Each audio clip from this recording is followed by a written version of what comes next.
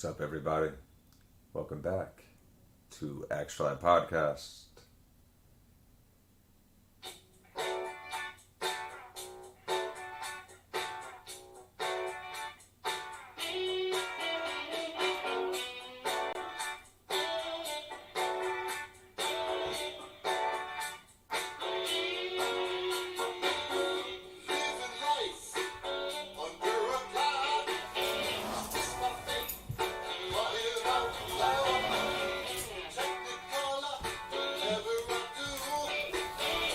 Welcome. The black and blue. Oh yeah, I need to go live on Facebook right now. Are you recording? We are rolling. Are you recording now? Let me get recording. Yes, sir.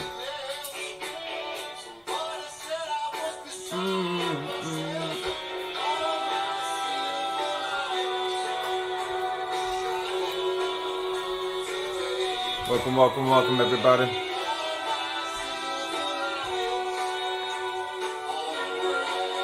Oh yeah.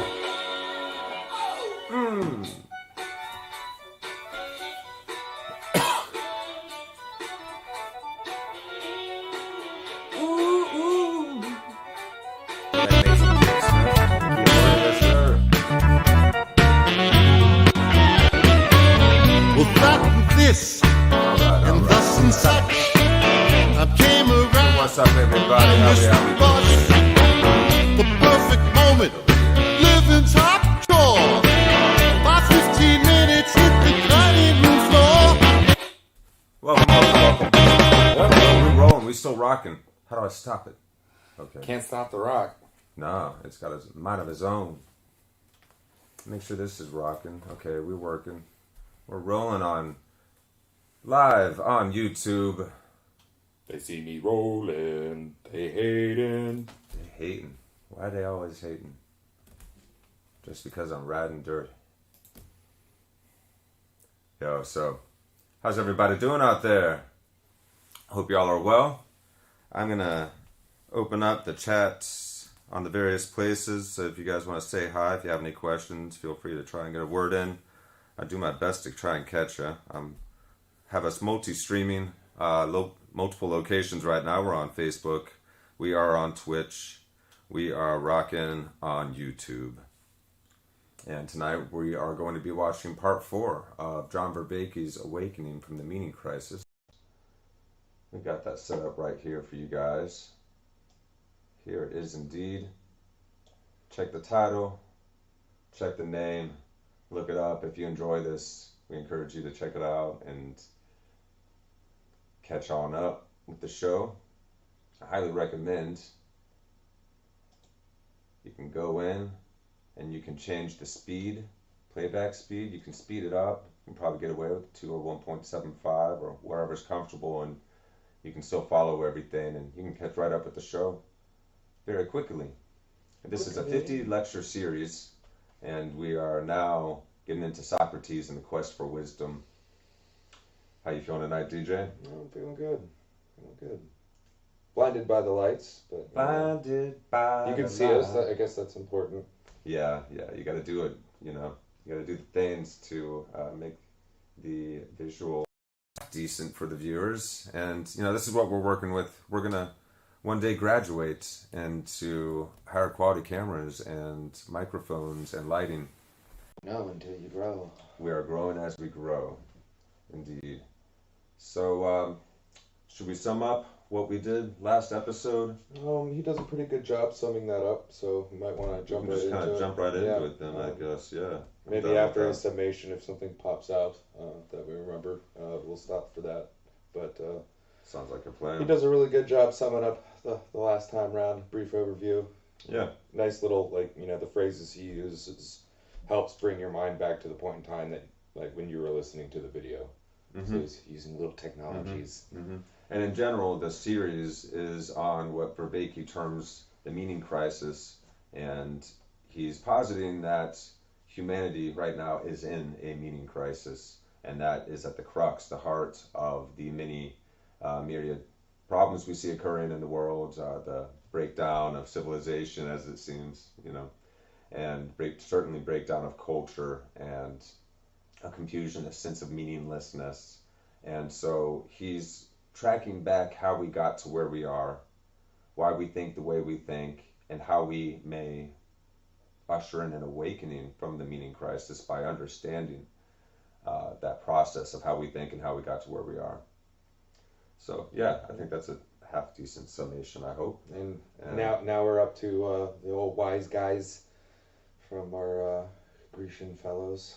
Yes, we're up to the Greeks who gave us vowels. They added vowels to the Yes. alphabetic language. Could you imagine trying to speak a language that was just nothing but assumed vowels, just consonants, and you just got to assume, because you can't like do P and K at the same time without putting a vowel. It was probably a lot harder to learn for that reason. It's because you couldn't tell the difference between different words, perhaps, as easily. And I don't know. Yeah. It's hard to think of.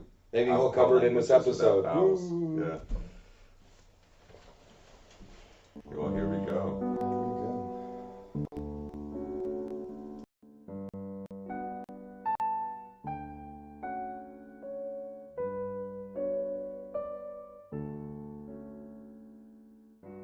Welcome again to Awakening from the Meaning Crisis. This is episode 4. So last time we discussed the Axial Revolution and in particular how it moved into ancient Israel.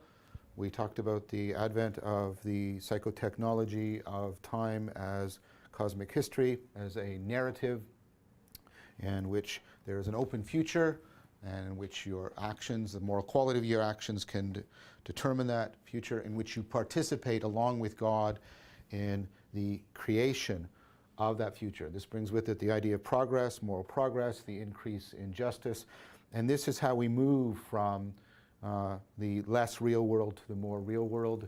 For the ancient Israelites, it's understood as a journey through time and space.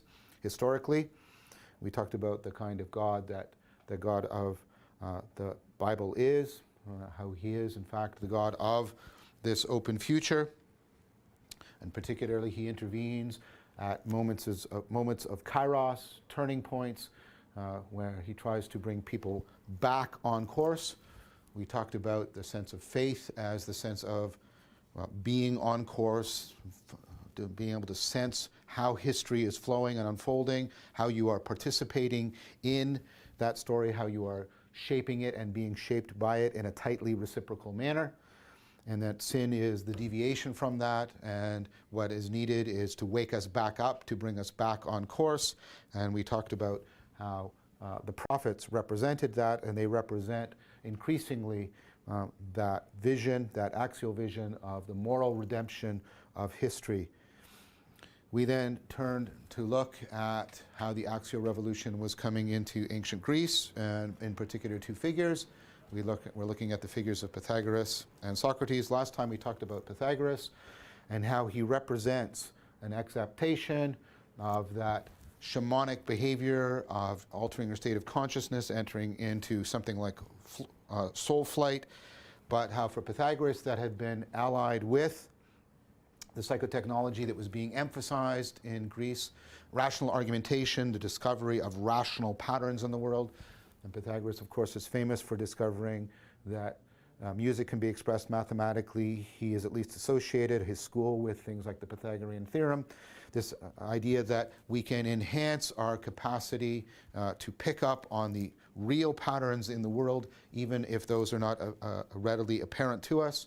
And by coming into a direct awareness of those patterns through our rational insight and faculties, we can transform ourselves.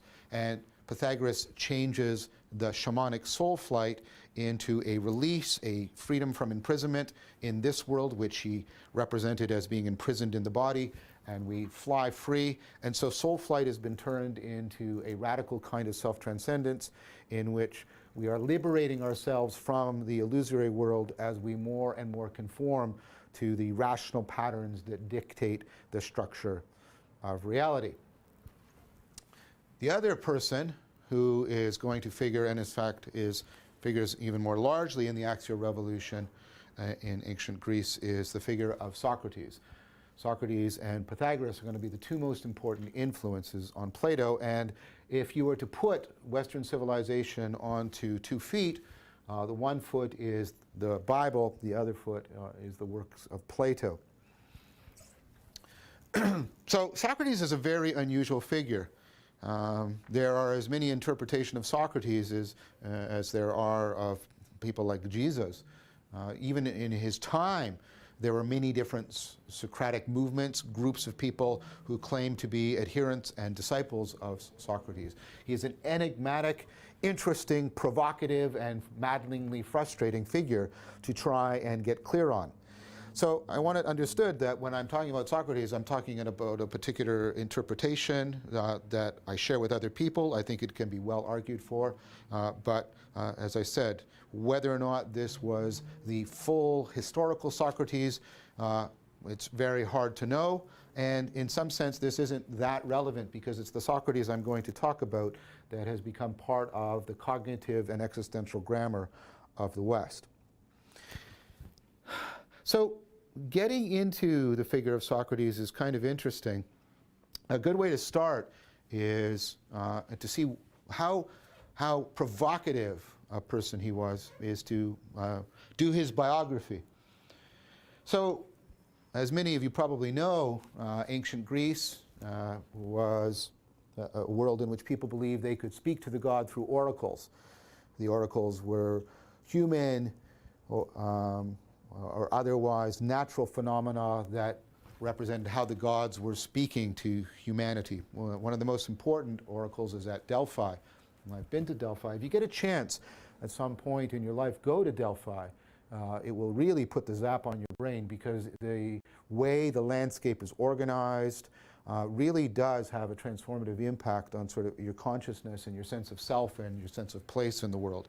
So the situation, the site of Delphi is itself very transformative. What would happen is a woman, Pythia, would sit in a cave or something similar to it. Again, the cave, always the caves, like the association with shamanism. Remember that shamanism is associated with cave art, ritual practices taking place in caves, like in Pythagoras. So she's in a cave, she's sitting on a tripod. There might be some intoxicating gases in there. She's eating perhaps eucalyptus leaves. She's probably going into some kind of psychedelic trance state. That seems plausible. And then what happens is people would, because that is a cross-cultural thing, we find that people are thought to have access to the gods by being able to enter into altered states of consciousness. So what would happen is people would come in, they would bring their questions, they would pose questions to Pythia. She would then speak on behalf of the gods, and then after speaking on behalf of the gods, the people around her there would be males who would interpret what she had to say. So the thing about being an oracle is if you want to stay in business, you don't want to give clear answers. Right? So if I come to an oracle and I ask a specific question, I don't want to give a specific answer. I think there's a very good reason for that. I don't think that people actually can foresee the future in any kind of supernatural manner. So typically, if you go to an oracle and say, should I marry Cassandra, you'll get an answer something like, sometimes the spring comes early. Or, should I invest in this project, you'll get an answer like, sometimes the squirrels do not gather too many nuts. You don't know what to make of this, and it might provoke an insight in you, it might provoke a reflection in you. And whether or not the events go one way or the other, you can often retrospectively reinterpret them as having been consonant with the Delphic oracle. And so the oracle seems to be providing foresightful information, but usually, of course, it's not. So what happens is a bunch of Socrates' friends, he's already famous when we sort of meet him in his biography, a bunch of Socrates' friends decide to go to the oracle and ask the oracle a question about Socrates. So they make the trip to Delphi. And I in my mind, I sort of picture this almost like half jokingly. They want to see what kind of crazy answer they're going to get from the oracle about Socrates. So they go all the way up to the oracle, and then they pose their question. And the question they pose is there anyone wiser than Socrates? And what they're looking for, or perhaps not what they're looking for, what they're expecting is some very cryptic, obscure answer. Like, the snow melts farther in the south, or some bizarre answer. And instead they get this answer: no. There's no human being wiser than Socrates. Crystal clear answer. And so you can imagine how shocked they are. So they travel back, of course, to relate this story to Socrates. And here's something telling. First of all, that's just telling in and of itself, that the Delphic oracle would give such a clear answer. Now, it's a qualified answer. There's no human being wiser than Socrates, right? But when they go back to Socrates, Socrates' response is also profound, interesting. So if we're honest, and we found out from some sacred authority that we are very wise, most of us would be very self-congratulatory. It's like, yeah, I knew it. And how do I know that? Because one of the most persistent biases have is that people believe they're above average intelligence. And of course, most people must be wrong about that, because most people have, well, average intelligence. But if you ask anybody, is your intelligence average? They will tell you, no, I have above average intelligence. More so, of course, even for ideas such as wisdom. But Socrates isn't self-congratulatory. He doesn't say, yep, I knew it all along, there's the confirmation I so want. Now that's really telling in of itself, because to quote a friend of mine, Leo Ferraro, we are entering the age of confirmation porn, in which people are continuously seeking confirmation from their beliefs. And part of what's going on to the meaning crisis and the ever expansion of bullshit in our society is precisely because we have technologically enhanced through social media our capacity for gratifying our bias for confirmation. We'll talk about this later, but we all carry a terrific bias called the confirmation bias, in which we seek information that confirms our beliefs, and we tend to avoid information that challenges it. And part of what is going wrong right now in our culture is that through a lot of factors that are endemic to the meaning crisis, we are accelerating and exacerbating our propensity for falling into the confirmation bias. And I think that's what my friend Leo means by confirmation porn. We have a kind of pornography. If we take pornography to mean the gratuitous and unmorally justified satisfaction of a desire, then we are living in an age of confirmation porn. Socrates is a corrective to that. Here is a great temptation. He has presented the word of the God that he is wise, wiser than anyone else, and rather than accepting it and giving in to that confirmation bias, his immediate response is to challenge it. Now, the challenge is tricky for Socrates. Socrates is no atheist, although he's going to be charged with atheism when he's put on trial. But he does believe in the gods. He's going to do something very important about the gods. He's going to transform the Greek gods into moral exemplars. And what that means for Socrates is the gods can't lie. The gods can't lie. For Socrates, and this is one of the ways he's going to transform the understanding of the gods, and Plato along with him, the Greek gods, as they are represented in standard Greek myths, aren't very accurate portrayals, because those gods lie, and they cheat, and they betray. Zeus cheats on his wife, etc. But for Socrates, and this is part of the Axial Revolution, the gods represent moral exemplars.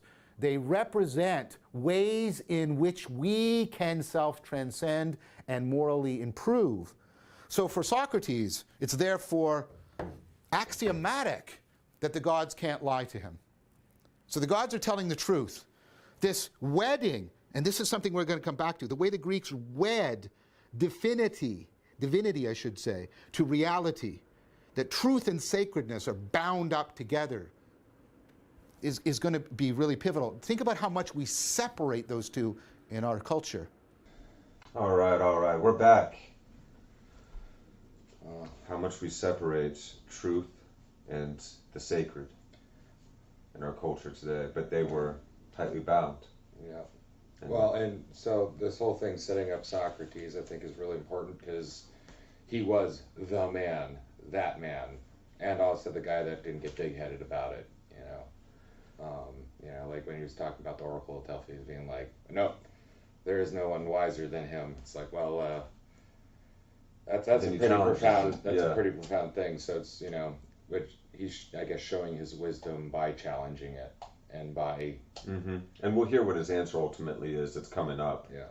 But this is a good place to stop because we just covered a lot, including how we got to where we are. So we came from this world of a continuous cosmos, which the Greeks are still in, but there's this awakening that's starting to happen that ends up kind of creating a bifurcation in us. But Socrates is trying to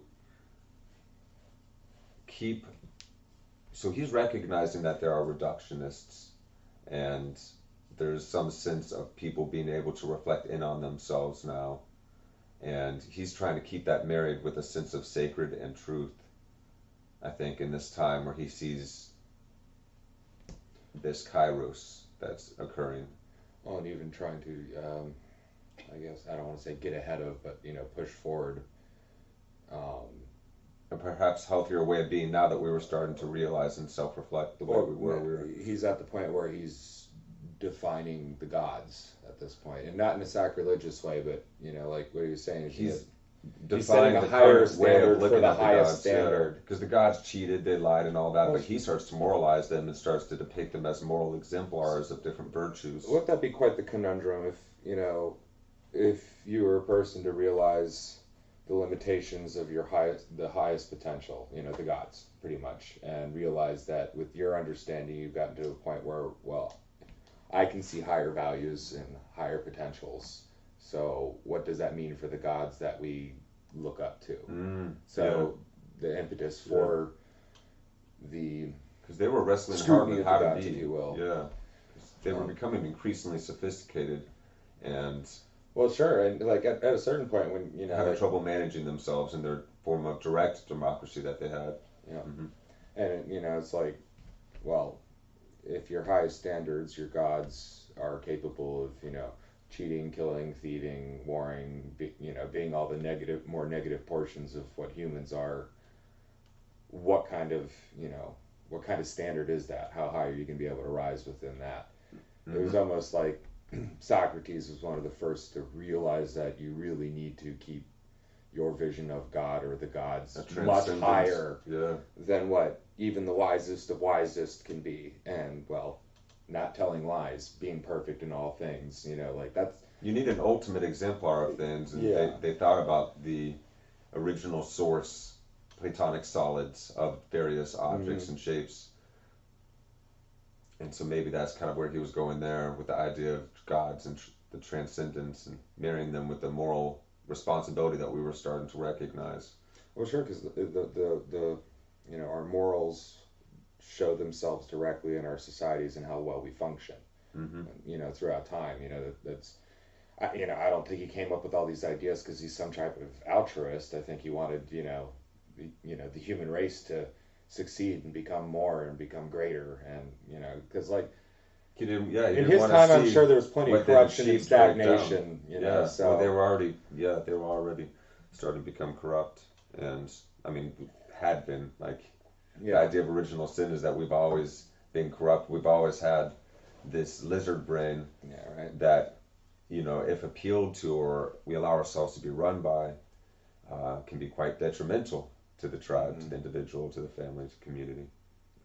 Yeah, so what kind of gods are gods that would do that to their own families, They were just like blown up versions of humans with superpowers. Yeah. Kind of. Yeah. So we had Pythagoras' exaltation of shamanic behavior. Yeah. He allied that way of being, going into caves and whatnot, like the shamans, with the recognition of rational patterns that he was recognizing in reality and in mathematics, geometry, and music.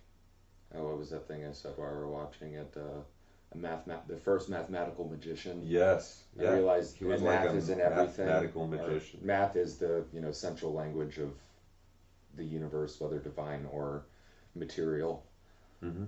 I won't say the first, but the first we really know about. There was people, I'm sure, long before him, and of course you had to. You can't achieve the Bronze Age without having expert mathematicians, but there's being able to use the techniques and then being able to understand them and where to look for them. Mm-hmm. And math probably came out of, I think it came out of like early Arabia or India. That whole region was India, I think, back then. I think for the most part, math has been two sticks and a string. You can fold the string, you can divide the string, you can multiply the string, you can make circles, arcs, triangle, every shape. Just sticks and strings, man. So Pythagoras was definitely into the idea of liberating ourselves. Yeah. And then Socrates and Pythagoras are very much where Plato comes together, and how we get Western civilization's value sets, these moral systems that we live by, and the idea of, do you want to improve yourself over time? Do you want to see yourself as doing better next year than you were doing today? And I think that's a very ancient Hebrew way of being, that is married with the idea of Plato and self-realization. Before we go on too much further, a thought that sprung in my head while we were watching that about like going into the cave. They go into this cave, and then the oracles are in caves, and if they're not in caves, they're in structures that we've built to simulate caves. Yeah, actually. And it's not like, and then you have a get picture. And if you go in, is it gonna work? Yeah, it should be working. Yeah, so like if you look at that picture, this is just a depiction of it, but imagine the wow you would feel because it's mysterious. And there's these things because part of it's not just them. The oracle has a tripping experience, and then the guys on the ground are like, oh, this is what the oracle said, and just a trust thing. Oh yeah, okay, yeah, of course they trusted him, but it's like, oh yeah, we trust you, but they're feeling, they're almost, what do they call it, like you're when you don't actually smoke weed, but you catch the buzz anyway. What do they call that? Yeah. But basically, you got the one person that's got the full experience, but just being in this building gives them being in their proximity. So we've actually become very sophisticated. That contact transcendent. Like if you go into if you meet somebody, a good church or a good cathedral or something like that, that feeling that you inspire, or a huge mountain range, and or deep underground, sunset, and quiet, and it's like because that wow feeling is the first step to the transcendent experience.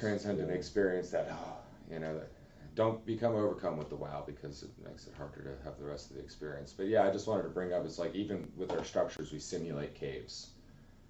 Going into the cave, we go into church, which is this beautiful cave, but it's a cave nonetheless. Right. You could imagine, and it's like the forest too. Yeah, well, sure. Well, the light shining through the trees. Definitely. And, if you don't have pillars caves, of the trees, and then the eaves. If you don't have an overabundance of caves, but you have lots of forests in significant spots. Why do you think Stonehenge is there? Because it gave you that feeling, and it kept track of time, and it was like, oh, it takes the above and brings it down to the bottom level. Everybody gets a similar feeling when they're all there for the same reason, and it catches on. As above, so below. So you could call that a collective psychotechnology that we've developed. Yeah, to that get all of us to get all of us that feeling without having to necessarily and to be able to track the substance, seasons, and because sometimes we didn't have access to them, and you got to keep it vague because you can't say anything direct because that's not how it works. That's what the magician does. It convinces you that it's magic. And I like what Vervaeke's doing, because it's like, it can still be intriguing and awesome, but it's not hocus pocus. Yeah, we're still spinning sound waves in the midst of invisible space with vibrating electrons that, what is vibrating? That's just like cycling. A little bit of this. It's the rate of cycling that, Measured in hertz. that causes the frequency or the amount of vibration. I don't know what I'm talking about. Yeah, no, we'll get We're rambling. on So reaching. let's before we get rambling, let's back it up just a little bit so we can. Yeah, so we're going to drop back in here. Well, let's see. Did we cover everything that we can? We can get into the rest of it here after a little more, maybe. Yo, we got into confirmation bias. Oh yeah, the confirmation. Yeah. Yeah, so the idea of asking, is there anyone wiser than Socrates? And, of course, he could have been like, yeah, sure, but he was willing to question himself. Which You know. proved him the wisest. Because we do, nowadays we love that confirmation porn, as Vervaeke put it. We love things that confirm what we believe. We prefer those over what might actually be reality. So we got to be careful when we're researching, because we'll look for what confirms. Well, sure, and that reinforces our correlative thought processes instead of You just further convince yourself. instead of the. It's wise to challenge one's own beliefs. But yeah, sorry, I'm trying to reference back to a few episodes ago. Ooh, talking, sorry. But like confirmation bias feeds back on the correlative aspect instead of the causational aspect. So it's kind of doing exactly the opposite of the work that you want to be doing to train your brain to see causation opposed to correlation. Yes. And it feels correlation good, is not necessarily causation. Yeah. It's not necessarily the cause of what's happening. Yeah. Well, It might just be a correlation that two things line up at the same time. yeah. But yeah, you can't say that like bringing back piracy is going to reduce global warming or something like that. Yeah, that was the example. Or, I don't know, some type of music hit the market and then, suddenly cigarette sales boosted. Right. Yeah. Unless it was a song about cigarettes. Well, But even if it was a song about cigarettes, it's like... You got to be able to prove the causation. Yeah. But there's definitely strong correlation, very likely causation in that case. But that's how you differentiate. It's very easy for us to look for what. But, they don't have to be obviously tied for people already prefer. Yeah. Well, the thing with confirmation bias also, the more you pretend, the more Looney Tune you'll get it. Like, the people who actually genuinely believe the Earth is flat. And I don't mean the people who have fun with birds it. Are robots. Yeah, birds aren't real. Yeah, oh boy. But I wonder if I think that's either both of those started out as probably just trolls. Trolls. In real life trolling. But but that's where confirmation bias can lead you and why it's dangerous, and it feels good, so you gotta, wield it. Or it will wield you. Yes. All right, so Socrates challenges the notion that he's wise. How does he do it? And here we are. How does he do it? But for Socrates, they are interpenetrating. So the gods can't lie. They have to be disclosers of the truth. But on the other hand, Socrates has significant and profound self-knowledge. One of the things I have tattooed on my back is "Know thyself." It was inscribed at the Delphic Oracle, but Socrates makes it his personal slogan for life. There's been some recent things written about this, and I think they've largely reflected a misunderstanding of what know thyself means. Know thyself doesn't mean become aware of your biography. I mean, we all are prey to that, and we have a culture that exacerbates that narcissism. We like to stroke the ego of our personal autobiography and store up treasured moments that we can point to other people that indicate our uniqueness and our specialness and why the universe should specially take care of and pay attention to us. That's not what know thyself means. It doesn't mean that kind of stroking of your autobiographical ego. Know thyself is much more a kind of direct participatory knowing. It means understanding how you operate.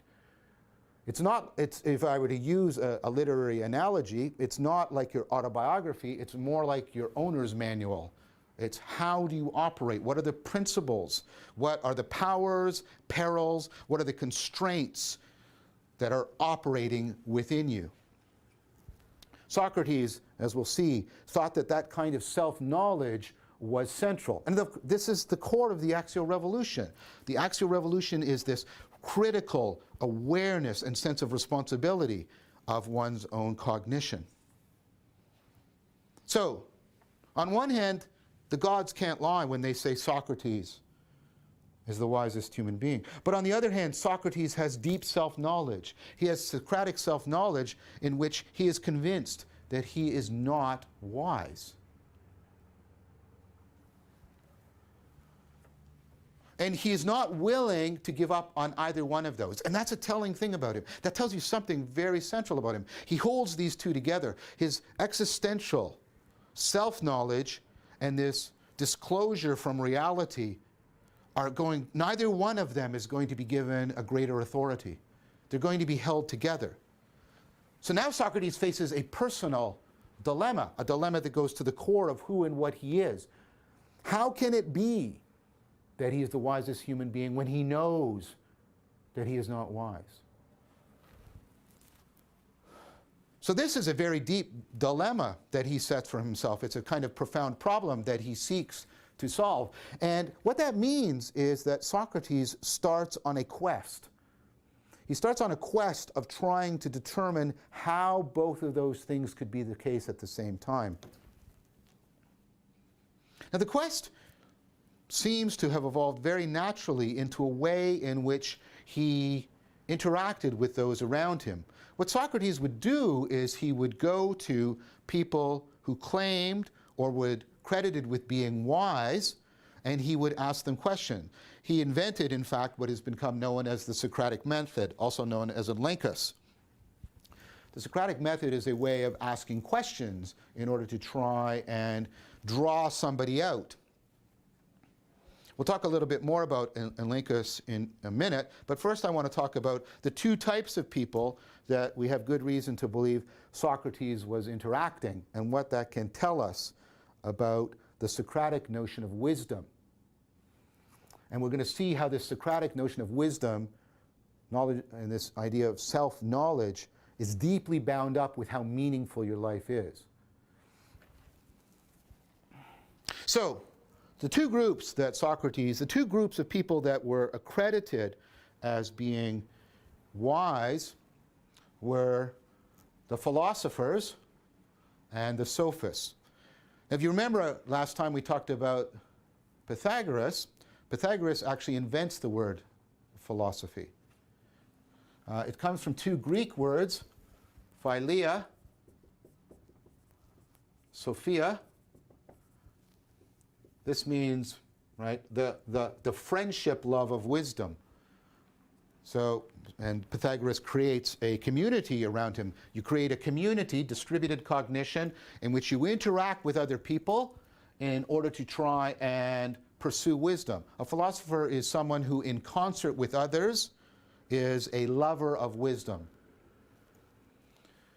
So Socrates is interacting with the philosophers, and in particular, one group of philosophers that come before him. In fact, Socrates is regarded as creating a revolution in philosophy precisely from how he differed from the natural philosophers.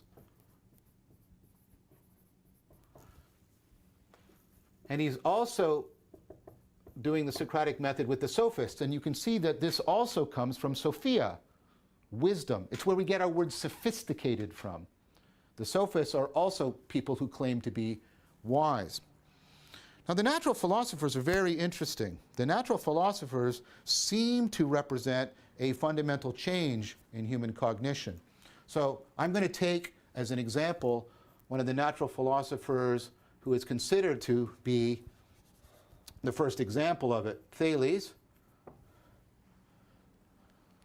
Now, because these guys are just as we're coming out of the Dark Age, and they predate Socrates sometimes by a couple hundred years, right, or thereabouts, a lot of what we have from them is very fragmentary. We don't have very much. In fact, you can put most of Thales' philosophy into 3 lines, into 3 sentences. I once taught this to a course of mine, and one of my students went out and made a T-shirt in which they put all of Thales' philosophy on one t-shirt, because that's how fragmentary it is. Let's talk about these three fragments because they reveal something very important. One is all is the moist. The next is the lodestone has suke. And this is important because this word suke, which we now pronounce psyche, is going to be the basis of the idea of psychology as a discipline. And finally, everything is filled with gods, which sounds very pre-axial, almost shamanic.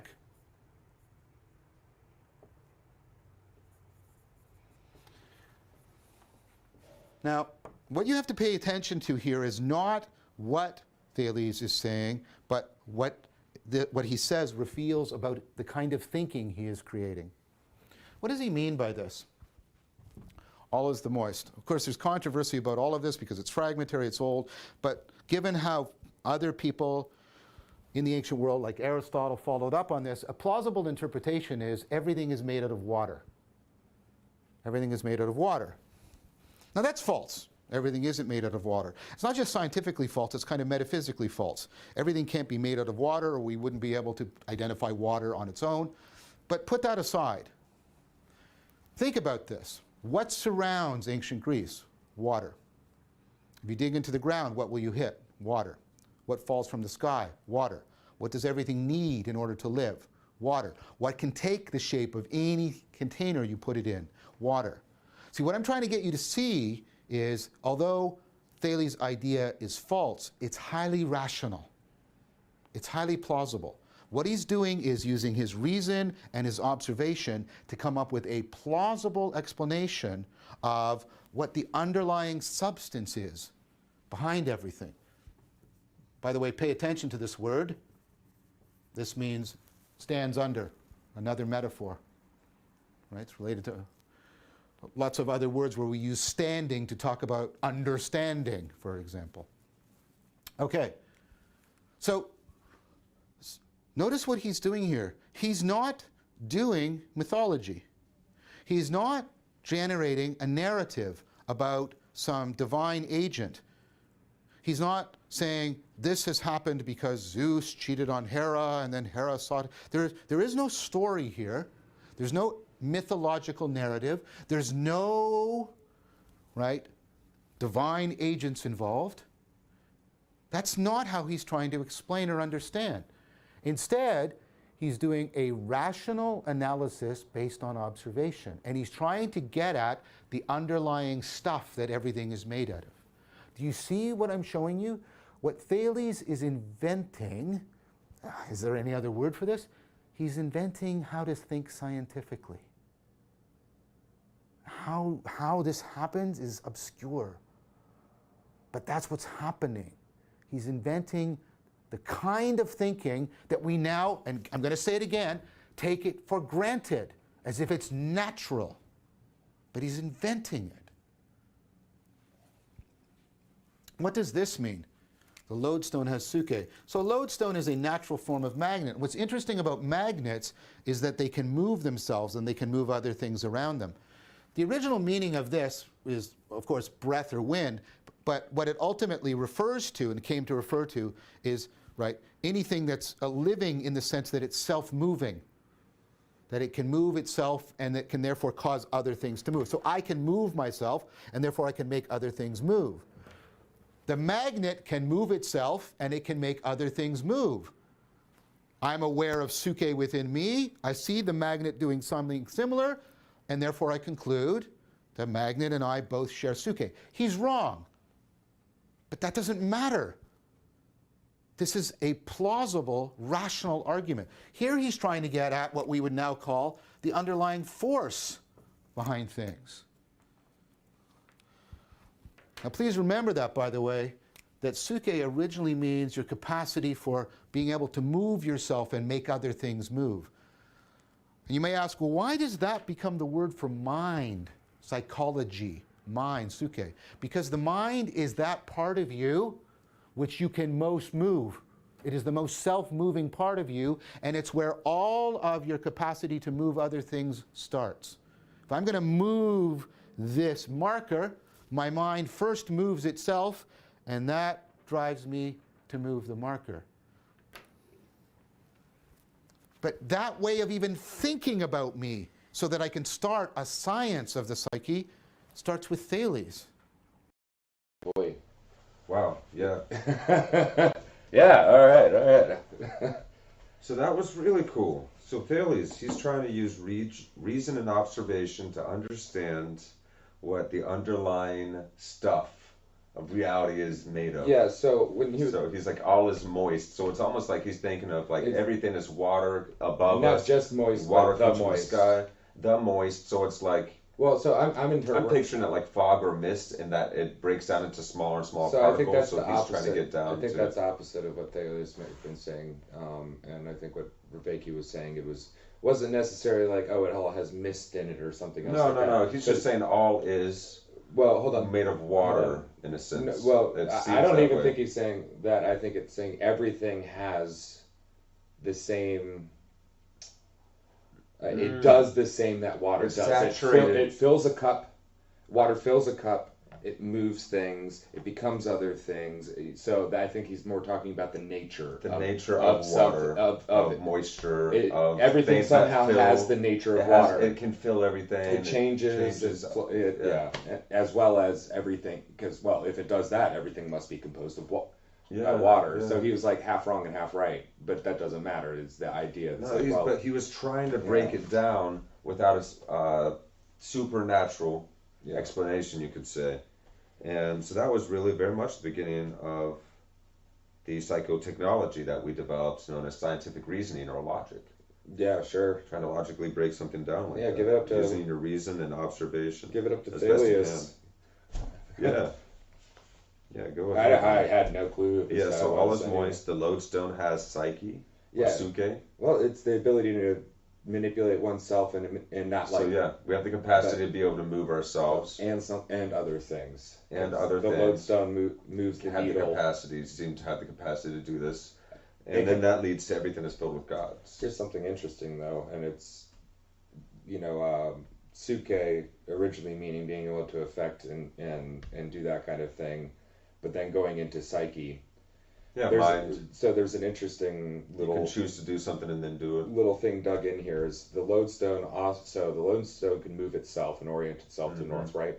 It can also move the needle, but you can also rub the needle with it, and now the needle has characteristics of the lodestone. Whoa. Yeah, right. And the psyche is like that because you can write things down and influence other minds. So it has the component where you use your mind to move yourself, to move others, and give others the characteristics of your own psyche.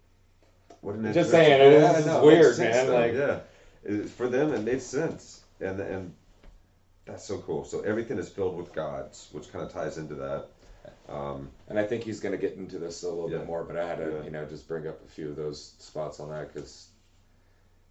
Oh, yeah, so we got into the Socratic method is to draw one out. By asking So we got into questions. how Socrates said, "Know thyself," but it didn't mean to know your biography. Yeah, your biographical Very story. well. It's what do you say? Your owner's manual, basically your instructional Yeah, it's manual not on how to use definitely it. not like stroking of the ego. Yes, No. your owner's manual, how you operate, your powers, your perils, your constraints, how you are. Yeah.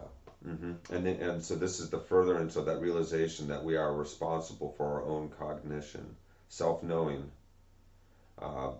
plus not knowing at once was what Socrates was able to do. Yeah. He was able to know what he didn't know, but he also had taken the time to know himself in this sense of know thyself, not knowing one's biography, but really knowing how one operates I'm sure it drove him nuts too, Within, being yeah. stuck between internally. what the gods must be saying of you and then what. Well, he had the voice that he could hear, so it's Yeah. almost like he was hearing his conscience, or maybe he heard it as a voice. But that's really interesting. So he got on. Well, he didn't get on. He challenged both the natural philosophers and the sophists. And the natural philosophers were like Thales. Now, he agreed with them to a point, too, it sounds like. But he definitely challenged the sophists especially. And he celebrated this idea of this thing called philosophy, which is like a fellowship, Yeah, friendship type of love, philia, plus Sophia, Well, it's taking the old sophist and Sophia's the love way of and wisdom.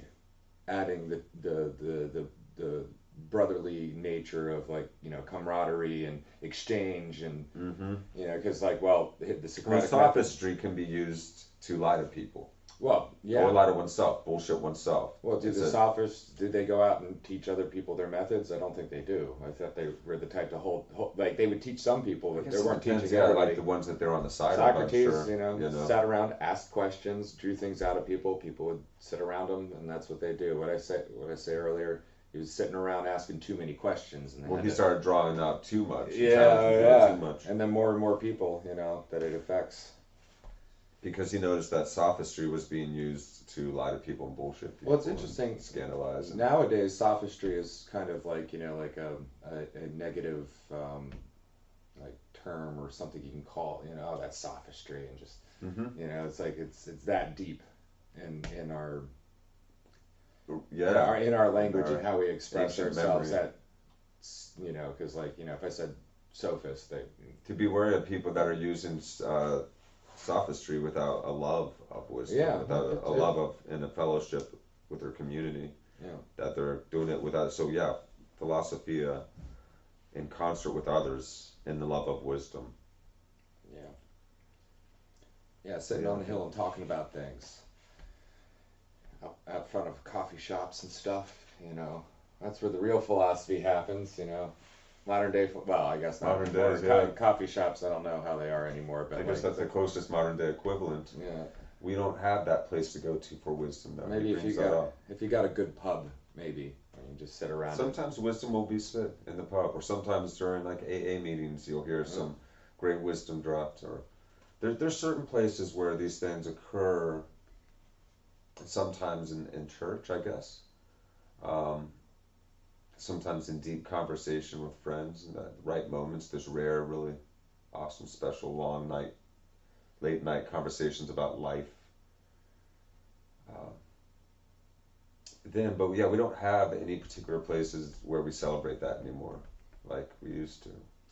Yeah, I think it'll come back around. I think it's coming back. But I think people have gotten what's the word, scared straight, so they're not talking about things anymore because either somebody's going to get offended or not offended, or, well, usually it's I don't want to get attacked by somebody else, so I'm not going to say nothing.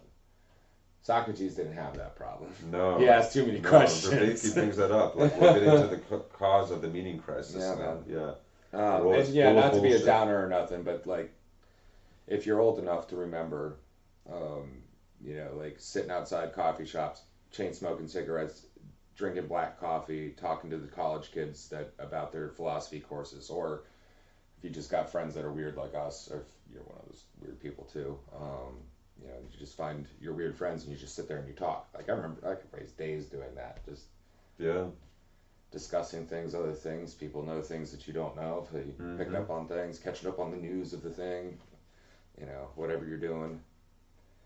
Or if you're doing nothing, that's nice too, just to sit there and do nothing. Have you ever tried it? Like, actually doing nothing? Like, truly doing nothing? Not like thinking about stuff you gotta do, and that frees you open to the just like, oh. Meditation. Yeah. Meditation, baby. Yeah. Name of the game. Well, I think we covered everything in that little bit. Yeah, So that was a good little jump bit, back in though. here. Yeah, that is. So now we're getting, I think I'm going to drop back into more on Socrates. And I think where he was talking about there are gods and everything is the next little bit. Yeah. Very pagan, very... Yeah. Deeper even. Yeah. Or not what modern pagan, but like before there was Abrahamic religion and all that stuff. Very like there's the nature of the local stone, folk religions of the different regions where people had different tree gods and tree sky gods, and make your stone fence gods. right gods, or else your cows will get out gods. fairies and gnomes. Yeah. All right, Vervaeke, let's rock. And what's this? Everything filled with... This seems so scientific, John, and then you're throwing this at me. The gods. Isn't that a throwback to mythology? I don't think so. I don't think so. See, look what he's doing here. Now, I need to introduce a term. I promise to try and keep the technicalities to a minimum, but we need a term here, right? So ontology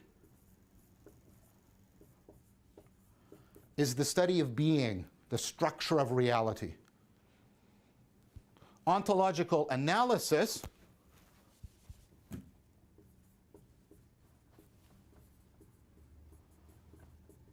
is when you use reasoning to try and get at the underlying structure of reality by getting at the underlying stuff and the underlying forces that are at work in it.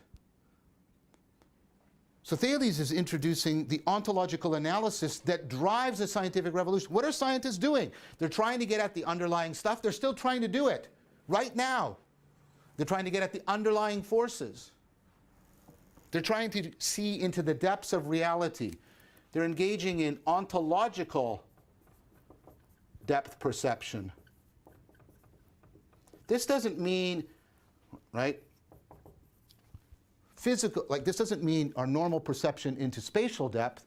What I mean here is seeing with the mind into the depths of reality. Ontological depth perception.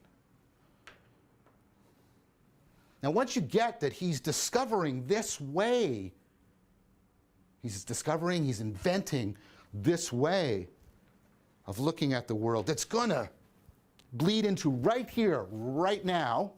Think about how powerful that way must be. Think of the power in that vision. He gets an access to the depths of reality. And what is he saying? That provokes awe. That provokes wonder. That gives him a sense of connecting to what is most real.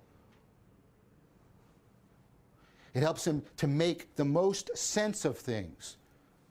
And that's what it is to experience something as sacred. So this is powerful stuff. Now, Socrates seems to have been influenced by a particular one of these natural philosophers called Anaxagoras, who was in Athens just before Socrates. Anaxagoras declared that the sun wasn't a god, for example, that it was a hot rock, and he got into a lot of trouble for things like this. Socrates seems to have enjoyed, more than enjoyed, he seems to have been impressed by the natural philosopher's commitment to getting at the truth. But ultimately, Socrates, he rejects this. Not because he rejects reason, rational analysis. He's going to engage in that himself multiple times. Or argumentation. His whole Socratic method, as we'll see, is all about argumentation. What does he reject about the natural philosophers? They don't help him with his axial project. See, the problem with the natural philosophers is they give you truth without transformation. They give you facts, they give you knowledge, but they do not indicate how you become wise. They do not indicate how you overcome self-deception. They do not indicate, as Socrates would say, how to become a good person. Now, it's interesting how much people say that even now, even today, sometimes in clear ways that are helpful, sometimes in confused and mixed up ways which are unhelpful. But the idea that our scientific worldview, while giving us all kinds of knowledge, does not in any way train us for wisdom, does not tell us how to become wise, does not tell us how to transcend ourselves and become better people. This is a common complaint, and we'll come back to it, about the scientific worldview. Socrates sees it even then. So here you have truth, but no relevance. The truths that are discovered are not existentially relevant. They don't matter. They don't enable the cultivation of wisdom, the transformation and transcendence of the self. Now, Socrates interacting with the sophist, which is famous, is a lot more antagonistic. This, when he talks about his relation here, it's much more the language, or the tone, at least that's how I read it, of disappointment. He was expecting more, and he found less. Here, and it's not clear how much this is Socrates and how much this is Plato who's writing about Socrates, but here the relationship is much more antagonistic. Now, who are the sophists? Well, if you remember, we talked about when the Axial Revolution is coming to Greece, you're getting the emergence of democracy. And in Athens, the democracy is direct democracy. Now, before we get too far into this, we don't want to over-glamorize this. Yes, Athens is the beginning of democracy, but let's remember, if I was a woman, the last place I would want to dwell in the ancient world is ancient Athens. Ancient Athens treats its women horribly, just horribly. Sparta treats its women better than Athens. Democracy is only for Athenian adult males. Women, foreigners, anybody else, even if they're Greek, they're not considered to be worthy of participation in the democratic process. And it's a direct democracy, right? Everybody files into the assembly and votes on everything. Now, what that means is, as I've already mentioned, your capacity for debate and argumentation is a route to power. This is why it develops so powerfully in ancient Athens. The better you are at arguing, the better you are at persuading other people, the more powerful and influential you will be. What happens is a group of people invent a new psychotechnology. They invent rhetoric. They invent ways of picking up on how language and cognition interact. They find standardized skills that can be practiced and developed so that you can influence people. Increase the chance that your language will change their mind. Now, the sophists were only concerned with teaching the skills. They basically separated the technology from any kind of moral commitment. So, for example, a particular sophist might go in the morning to this aristocrat and help him argue for why Athens should increase the number of ships in its navy, and in the afternoon go to this aristocrat and help him craft an argument as to why Athens should decrease the number of ships in the navy. The sophists didn't care which was the case. What mattered was empowering the individual to win the argument. Now, how does this work, and how can we relate it to our lives now? So, basically, a good way to think about this is the sophists pick up on the fact that when we are communicating, we're going to talk about this a lot later as we go on, we are being driven by what we find salient and relevant, not just what we find true or believe to be the case. Remember with the 9-dot problem, what stands out to us, what's relevant, shapes how we see things and how we understand them. So, let me give you a modern analog for how rhetoric works, a place where rhetoric is readily apparent. Advertising. Okay? See, the point about advertisement is to make use of the way your brain will associate things, the way your brain finds certain things salient, make things seem highly relevant to you in order to manipulate your behavior.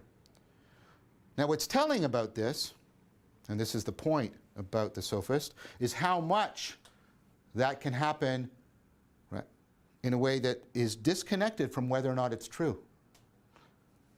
I mean, you watch the beer commercial, and here it is. Here's really attractive people, and they all get together, and they're all having a great time, and it's this beer, and here's the beautiful, attractive people. Go into an actual bar. That's not like that. Okay, and you're not going to see the kind of broken down lives, drunk people. Now, here's the thing. You know that that's not true. You know that, if you went into a bar and you actually saw something like that happening, If when you washed your hair with shampoo, you were suddenly in the shampoo commercial, you'd worry about your sanity. You know it's not true. It doesn't matter. It makes certain stimuli salient to you. And so you buy the beer, you buy the shampoo. This is what I mean when I say your beliefs aren't the only thing driving you. So this brings us to a notion I promised to come back to, and I want to use it technically. I'm not trying to be vulgar, but this is important. This is the notion of bullshit. And the classic work is by Harry Frankfurt on this. His essay on bullshit. It's 20 years old now. Because Frankfurt is very interested in talking about the difference between somebody being a bullshit artist and somebody being a liar. Because they aren't the same. They can overlap. A person can be both a liar and a bullshit artist. But let's talk about pure cases. How does the liar work? The liar depends on your commitment to the truth. The liar tells you something. I'll use P to represent some proposition. The liar says P to you, even though not P is the case, because if he can convince you that P is the case, you will change your behavior because your behavior is, to some degree, significant degree, influenced by your commitment to the truth. If you believe P is true, that will change your behavior. That's how lying works. Lying depends on the fact that in general, people are committed to the truth because in general, people want to be in touch with reality. That's not how bullshit works. See, bullshit, unlike lying, works by making you disinterested, unconcerned with whether or not what is being said is true. When somebody's bullshitting you, they're trying to get you to not find important or, central how true the claim is. Instead, they're working in terms of the rhetoric. They're trying to capture you in terms of how catchy it is, like the advertiser, how salient it is, how much it grabs your attention. So there was a famous example from this, from The Simpsons, and The Simpsons has been on for 1,000 years now, and I think it's still on. So this is from a long time ago.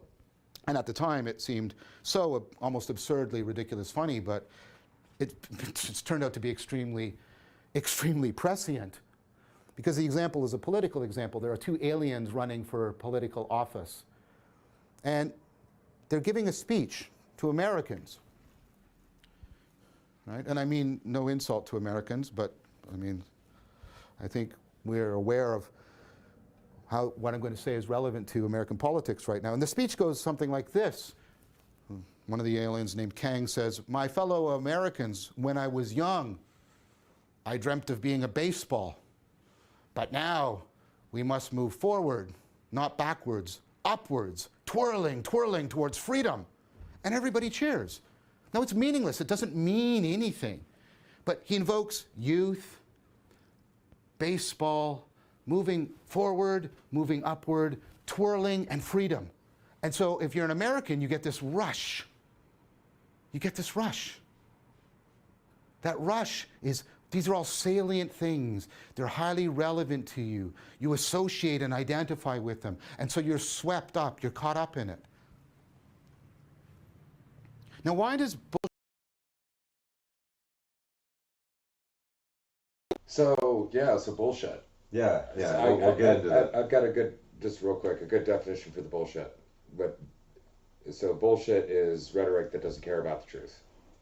Yeah. Plain and simple. Yeah, it doesn't care about the truth. It's just trying to sell you something. So it's going to make, it's going to try and get you with a catchy idea or catchy theme. I'm going to use bullshit a lot more now. Like Old Spice commercials. It's not selling you on how good the deodorant is. It's just literally trying to make something that catches your attention. So it's super salient. They're catchy. They're hilarious. They're fun. And so it distracts you from thinking about the truth. Just buy this thing already, And I'm not saying don't buy Old Spice. Or to buy Old Spice or not, I don't buy Old Spice, but I like them just because of their marketing. Yeah. Okay, so the beginning of where we came back. So it's powerful. So that's the power of the sophists or the sophists or sophistry. And the sophists were though it was a direct democracy, it wasn't everybody having a say. It's only a select group of people having a say, and then only the best at arguing have really the say. Yeah, so like you said, it's a So very that- chauvinistic that re- society. They had democracy, So but it's that really direct actually democracy. pushed They had to be good at arguing. it pushed us into having to develop rhetoric, which is the psychotechnology. The Debate bullshit and is the argumentation. application of said It's technology. the application of it, yeah. Yeah. Bullshit is the rhetoric, is the active form of it. Yeah. And we can bullshit ourselves. Okay, so... Well, yeah, you can't lie to yourself. Yeah. You know, like Yeah. literally, you cannot. You can bullshit yourself so you don't care, but you can't lie to yourself. Mm-hmm. But Okay, so yeah, we looked at the study of ontology, or ontology being the study of the structure of being or the nature of reality. ontoology, onto and Ontoology. into, Onto, like into, because like interesting. yeah, so you're looking into the deepest of what makes up the universe. Yeah, and on, which turns something turning on, what makes the universe happen. So at this You know? point in time, we've gotten to the point where we're not just looking out like through time, like he mentioned last episode with our relationship with God. You know, having this process being becoming relevant. Now it's out as well as looking in and deeply that depth perception that he brought up, the ontological. I think depth that's what perception. Socrates is trying to make sure we Yeah. keep doing. We're looking out and in And at the in, same time. yeah. Because if we stop and we only do one or the other, Yeah, well, And- he was doing both. and he was doing both. He is the wisest, but he also isn't. Yes. That's holding the two I things know in nothing, balance. but yeah. he also knew himself really well. Yeah. Yeah. So the ontological analysis is using reason to get at the underlying stuff, the underlying nature or forces that make up reality, and this was Thales still kicking off the scientific revolution, and which became ontological depth perception, seeing into the depths of reality. How deep can you go? Yeah, and accessing the depths of reality provokes awe, wonder, what's most real. And so Thales was really taken with this. And so he got into this idea of what, to make the most sense of things is sacred. Like the sense of the sacred, the sense of transcendence is an awe-inspiring moment and is full of epiphanies on top of epiphanies, and has the deepest sense of reality. Well, it's interesting that the word is used too, the sacred, because when something is sacred, it's something that you would sacrifice either for or sacrifice to, well, in the old sense, gain favor with the gods, but in the new sense, to progress and forward. And, these thinkers had to sacrifice a lot to basically expand our ability to do what they're doing. Yeah, to this day, it's all So because of think about how important something Plato is that taking you would Socrates and sacrifice Pythagoras. for it, or sacrifice it to, like. well, that it gets is the real. sacred. Yeah, we're going to get into that Yeah. deeply here. So, okay, so I think I was talking about Socrates on accident when I was saying Thales. Yeah, so Thales being a natural philosopher, Socrates still maintaining a sense of the transcendent. Yeah. Socrates picked up from Anaxagoras, that who said the sun wasn't a god. It's a hot rock, and not quite right, but it is a ball of burning plasma. It's really hot. basically It's ball at of fire. a fixed Yeah. point, or There's no rock to it. Yeah. Yeah, I mean, I guess if it cooled off, it turned into a rock like the Earth did. I'm sure. I don't know. Like, what is a rock? Right? Yeah, the word rock points to solid. A rock collection has of moist, compressed or is moist. mineral, The rock is moist. moist minerals. Yeah. But is the sun moist? We'll break that argument real quick. It's Thales. liquid. It's Yeah. liquid. Okay. Yeah. And then when Okay. things No, stop, you're right. All they're right. all right. ice, or they can be gaseous. Yeah. That's why he was going with moist, I think. Yeah, that's clever. Yeah. Yeah, and it fills any vessel, and it can move anything. Okay, so yeah, Socrates rejects the natural philosophers. They had great points. He actually kind of liked them, but he realized that they were providing truth without transformation for the human being. They did not include how to become good people, Yeah. how to develop wisdom. And so the scientific worldview, to this day, we realize doesn't give us wisdom. It can't be a substitute for moral systems. it's not showing you like a process you can use in order to achieve wisdom, and that's the issue. It could just show you, okay, well, this is this and this is that and this is the truth and this is this thing, but it's like, well, okay, with all that, how do I make a pie?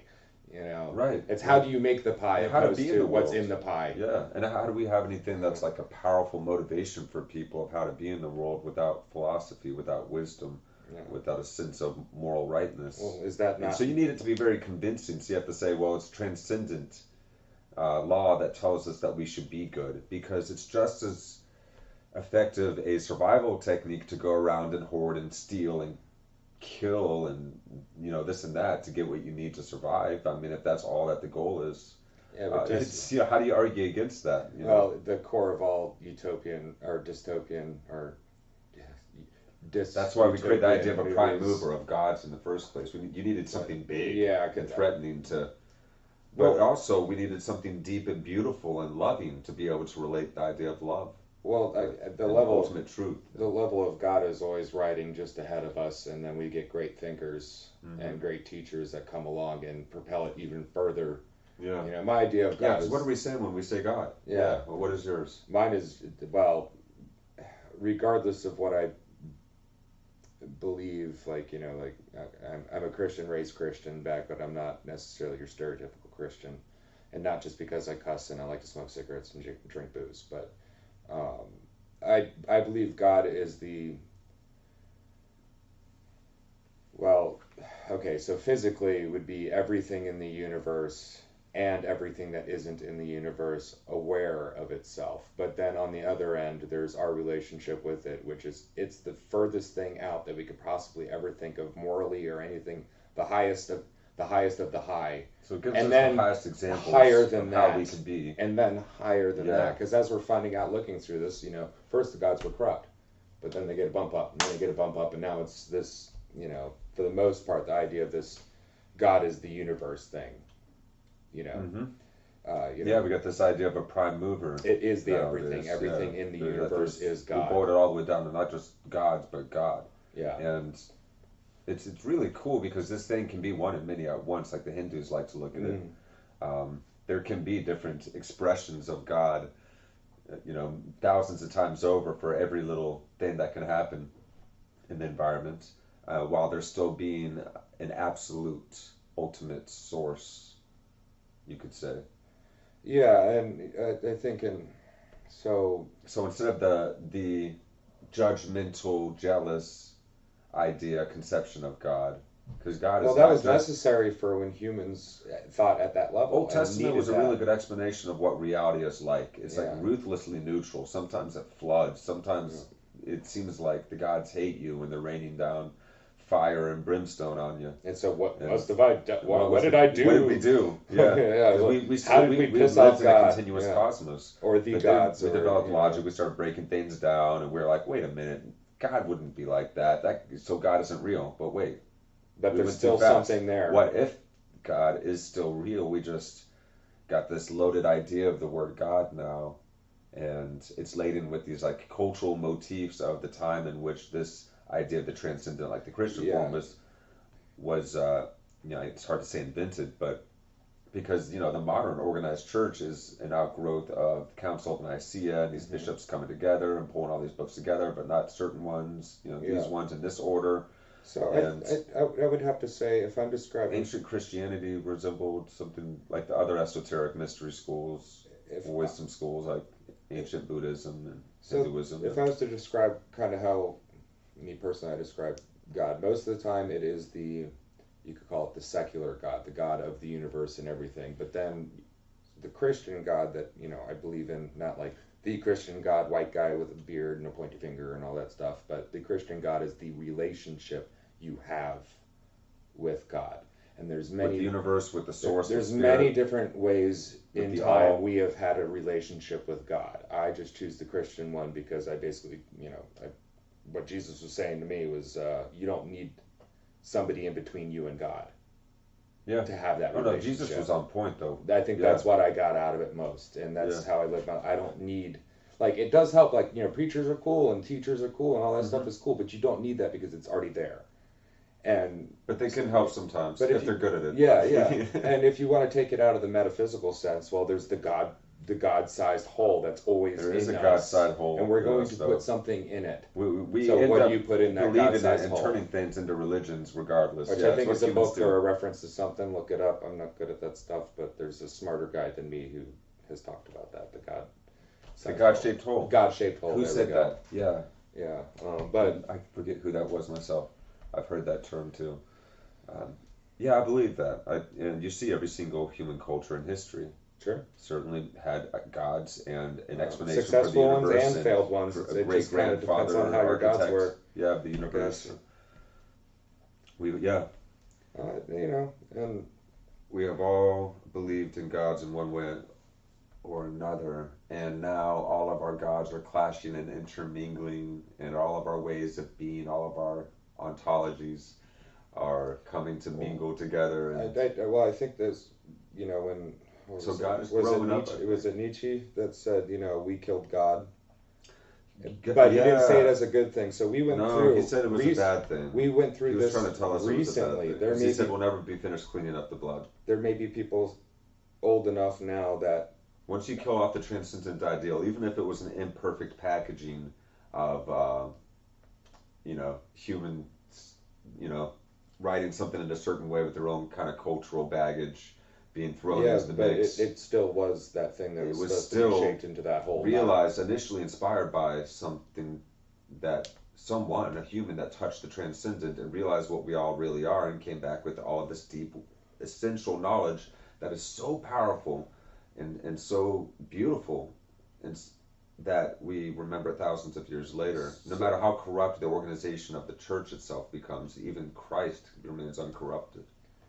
So Love your enemy. getting back as to yourself and your the neighbor. statement of us killing God, that happened at a period of time, and Nietzsche saw it, and I know there are people that are still alive that heard firsthand stories from people who lived through those periods of time. So this is very, very, very became very recent nihilistic. in our psyche. Yeah. And these old thinkers and philosophers Oh, less than 100 years ago. are how many thousands of years, hundreds, 1,000, 2,000, whatever. The sophist turned into Now- like the Soviet Union and Well, now it's China we still- and our politicians Hold on real and quick media. though. Hold on real quick though. That stuff has an effect on us that's profound. Now we've gone through something where we killed our God within just a Right. few generations of us now. And so this meaning crisis that we're having right now is probably yeah. directly from the killing of the concept or the concept of the need for God. Whether Transcendent or not, ideals yeah, even. Yeah. Yeah. The Ideals thing that that's greater transcend- than the greatest that, the highest aspiration 100%. and then, Yeah. then some. 100%. 100%. And you don't need religion to find it, but religion is a path that can help show you how to become wise. We need wisdom fellowship and Yeah. with a love Yeah. for that Oh, thing yeah. that we were getting into, whether it be wisdom like philosophia, being this gathering fellowship of friends with love for wisdom together and practicing this thing called wisdom, how to realize it, not just how to understand it and read about it and be able to comprehend it, but how to be able to actually actualize it, to be it, to live it, was very much what we got from the Stoics, Yeah. following from Plato.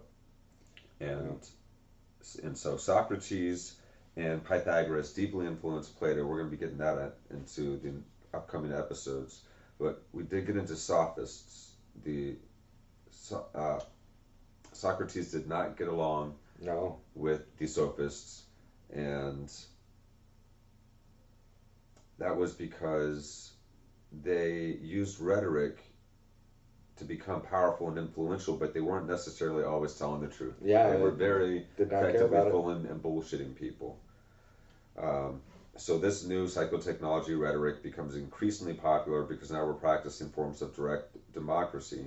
Unfortunately, no woman, no foreigners are allowed. Just these certain powerful men are allowed to take part. But And even if you remove the it's a step forward. the and moralistic stance of it, if you remove that, it still logic doesn't is work. useful. Well, and it's useful. It's a logical way of managing ourselves, and it's a It's fair-minded most useful way. when everybody can use But logic. you gotta have wisdom along with it, right? And You gotta So- have a love for something transcendent that everyone's involved in together Yeah. for it to be healthy and maintain health. And you have to have I would say you'd have to have ever increasingly large groups of people that are doing this process, and that's where the selfish, like if you remove all morality from it, you know, not allowing women in and foreigners and all that stuff, just for like look at it mechanically using rhetoric, and if you use it for truth and try to include as many people as possible, Yeah, it use it for becomes a good. larger distributed network Propaganda that is can be getting good or bad. smarter. Yeah. It's getting smarter the more people you get. Now, mind you, you can put little mind viruses, if you will, into things. Yeah. But the more people who independently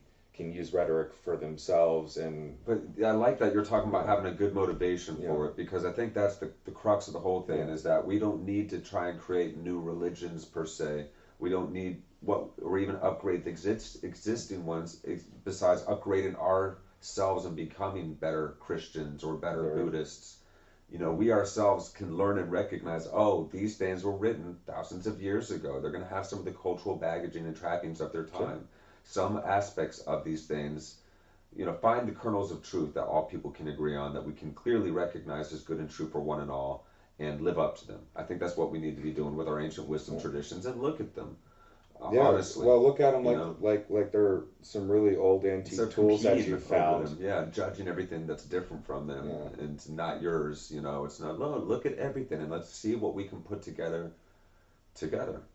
You know, what can we learn? How can our ancient wisdom schools that some of us are still practicing, or that we're bringing back now, like the mindfulness revolution Vervaeke presents in episode 1, that is occurring with this great interest in Eastern mysticism here now in the West, and the practice of mindfulness, meditation practices, yoga, so on and so forth.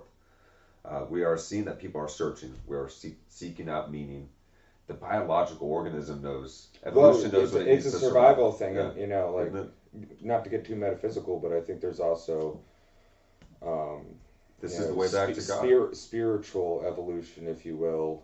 You know, like the spirit Yes. of every person, but also the spirit of mankind as a species Yes. that wants to survive and become more. Mm.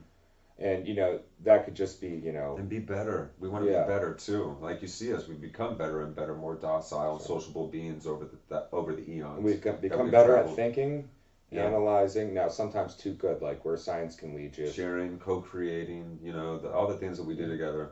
And We don't just hunt together now. Now we write music together. You know, we took the skills it took to work together in social environments as packs and tribal situations and orientations. we have ever sophisticated ways of playing with each other just for just pure entertainment now, and, Yeah. and developing social bonds. And this whole time I have us on the small screen Huh. while we're talking and chatting away. Hey guys, what's up? So Maybe we're- we'll just show our big selves in the beginning and the end, and then we'll like show that we're like watching this thing about John Vervaeke in between, because I'm not trying to rob anything from Mr. Vervaeke here. Well, maybe when instead of I looking want- at the back of his head.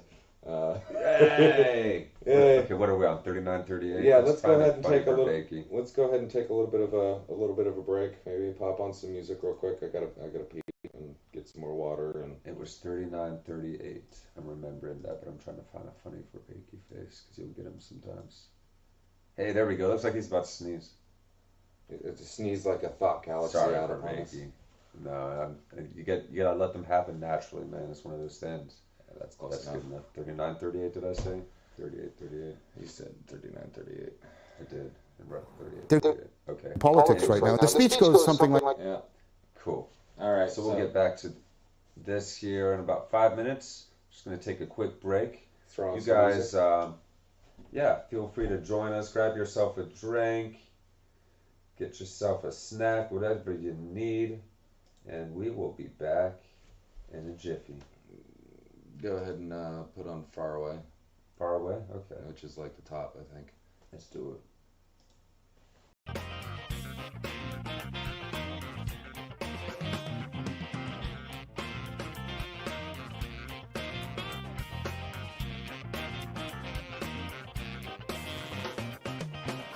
Do as I say, not as I do.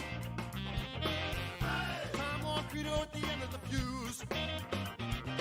Outside the box is waiting for the ball. Just like people at the wedding wall.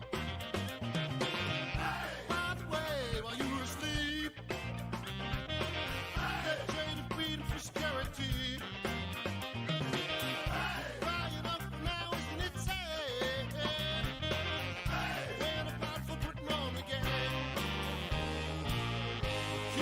voices from far away.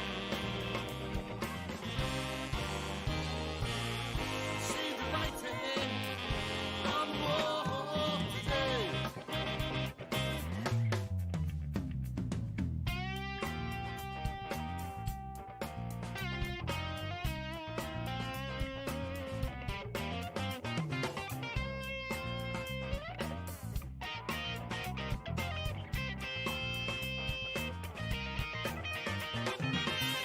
Timeless message out on the breeze. Walk the walk now, baby. Talk is cheap. Unheard words from whispering trees. Don't go biting the hand that feeds. Great to be king, yeah. Well, so they say. King of the jungle, next for a day. Every man's for himself, like a rat's on a ship. Keep going, go now, baby, 'cause this is it. Keep voices from far away. See the writing on the wall today.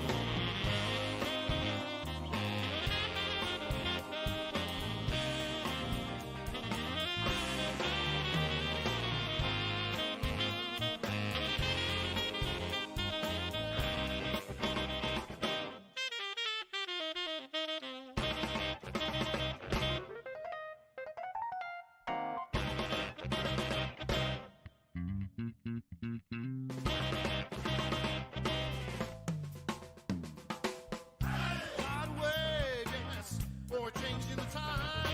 Eyes wide open in the blink of an eye.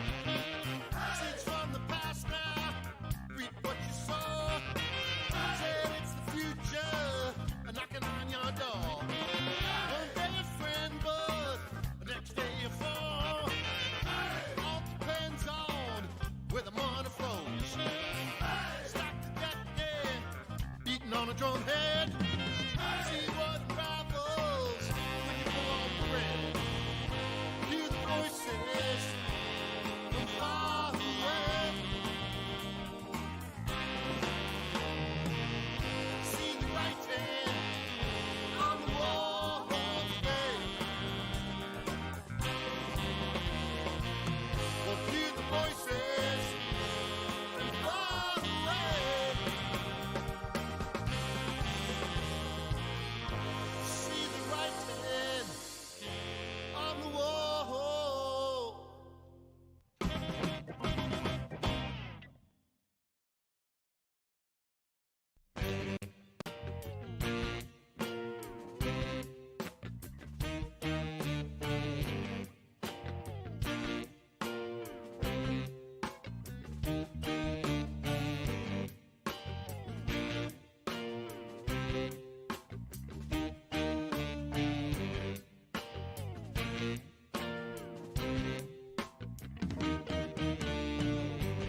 Down the road with no way out.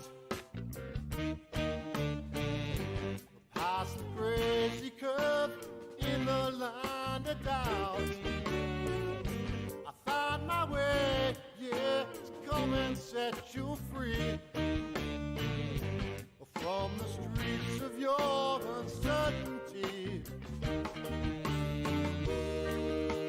I get till you give, believe you me.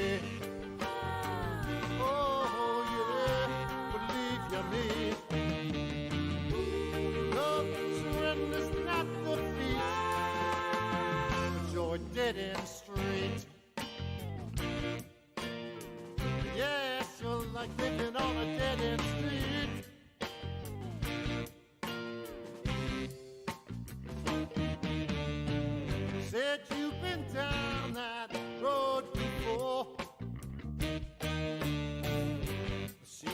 like it was more what you bargained for. Not really knowing where to start. Well, it's so easy now. Just listen to your heart. Get just what you give. It's no mystery. Yes, now no mystery. Lay it all there at your feet. But you're dead and straight. Yes, like living on a dead end street. My, like living on a dead end street.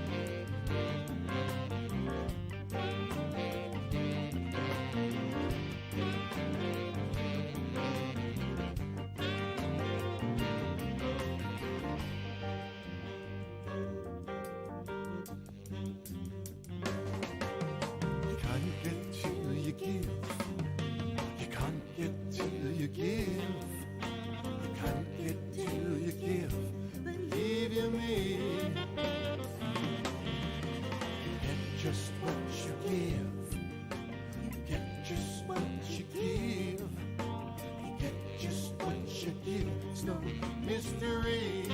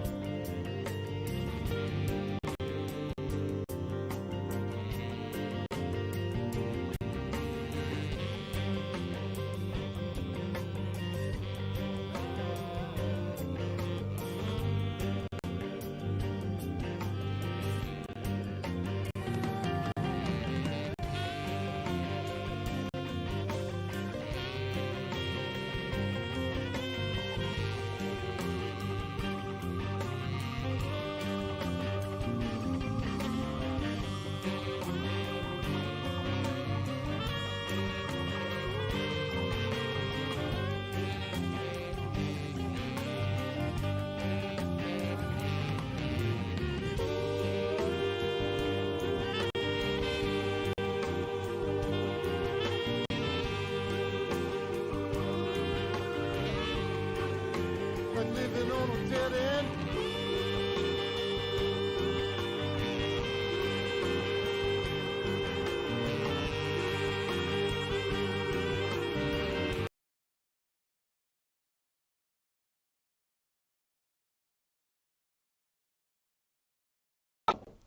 Oh, we're back. Sorry to cut out on the sax solo there. It was just one measure away anyway. Don't resolve it, damn it, don't resolve. That's a running joke in another one of my bands that has a lot of the same people that weren't just what you heard, but like we'll just be jamming and usually you want to do after you're done the progression, you're ending, and then everybody hits the last note together. Don't do it. Leave it, you know. Last Don't, note, let it hang. yeah, just let it hang, you know. Sometimes that's just the thing, though. Yeah. All right, so we just had a good break there. I think we're ready to jump back in here now, right? Oh yeah, you want to back Did them we up? cover Yeah, what was the last on your notes? Let's see. But basically, one thing we were talking about when we were outside. Something I mentioned. Bullshit. It Yeah. makes you disoriented and distracted from what's true. They capture you with salience. Yeah. Okay, yeah. Yeah. No, well, that's the commercial reference, but that's also like, you know, I mentioned like some of you will know this term, but the wooks at the festival that are really good at saying nothing at all, but they can continually chatter, and people are like, yeah, they're funny and whatever, because they'll mention like terms that are salient to, if say you go to the festival scene, and really like any scene has them if you think about it, but wooks are most pertinent to me. I hang out with festy people. I'm not a festy person myself, but I enjoy them. But like they're like, hey, or at the bar is perfect. The guy who can come and just spin you a tale and you don't even care. Like, yeah, you'd be like, oh yeah, he's got all the stories or whatever. Yeah, the fish was this big. The fish was this big. Well, you don't really care that the fish was probably like that big, but it's compelling. It's, making it super salient. And salience depends on where you're at and where you grew up too. You mentioned, like here in the States, you mentioned baseball. Even though what Kang the said, Simpsons episode. even what Kang says is, I remember when I was I was a young baseball, not anything that didn't make any sense, didn't even have to, but it's like, baseball, freedom, which is youth, baseball, America, freedom, twirling around, around, a lot of points, twirling. That sounds fun. Twirling towards freedom. Oh, the Simpsons, prophets of their time. That was an ingenious scene. That's definitely our politicians in a nutshell. Oh, well, the whole process, if you ask me, it's like this big fanfare with all the lights and the stage and shining down. Or that WWE style storytelling. Oh, kabuki. Kabuki. I'm glad I didn't mess that up, because the way to mess that up is not a word I want to say on the stream. Yeah, but yeah, the kabuki theater, which is like in kabuki theater, you're using, grand gestures and very, like, you won't see just the basic mask where somebody's just kind of going. It's them going very expressive. So you can see it at a distance, but also the big grand gestures help give you the feeling more than just true. Because like good actors aren't good at acting like normal people. Good actors are good at acting like what you need them to act like to pull you into the story, right? Yeah. And the ones who are good at acting like normal people. The ones that are the best actors are the ones that make it true to themselves. Yeah, but we've lost some good actors that go too far in that end, whether mentally or actually, lost some of them know to drop right in and come right back out. Other ones need to like really stay in the character even in between takes. Yeah, those method actors and our what's his name, Christian Bale, like he starved himself for what was that movie? Not Memento. That was somebody else. He couldn't go to sleep, basically. It was kind of going really crazy. Thin, the mechanic or the mechanic. I think it was something like that. Or the mechanist. I don't know, but y'all probably know. Close. But but basically, what I'm trying to get at though is like like the throwing yourself so far into this doing it knowledge end of knowing, the doing it end of knowing. So even our really good actors, it goes back to shamanism, like the roots. Mm-hmm. It's not necessarily acting like the deer, but he's acting like the guy who hasn't slept in forever and doesn't eat.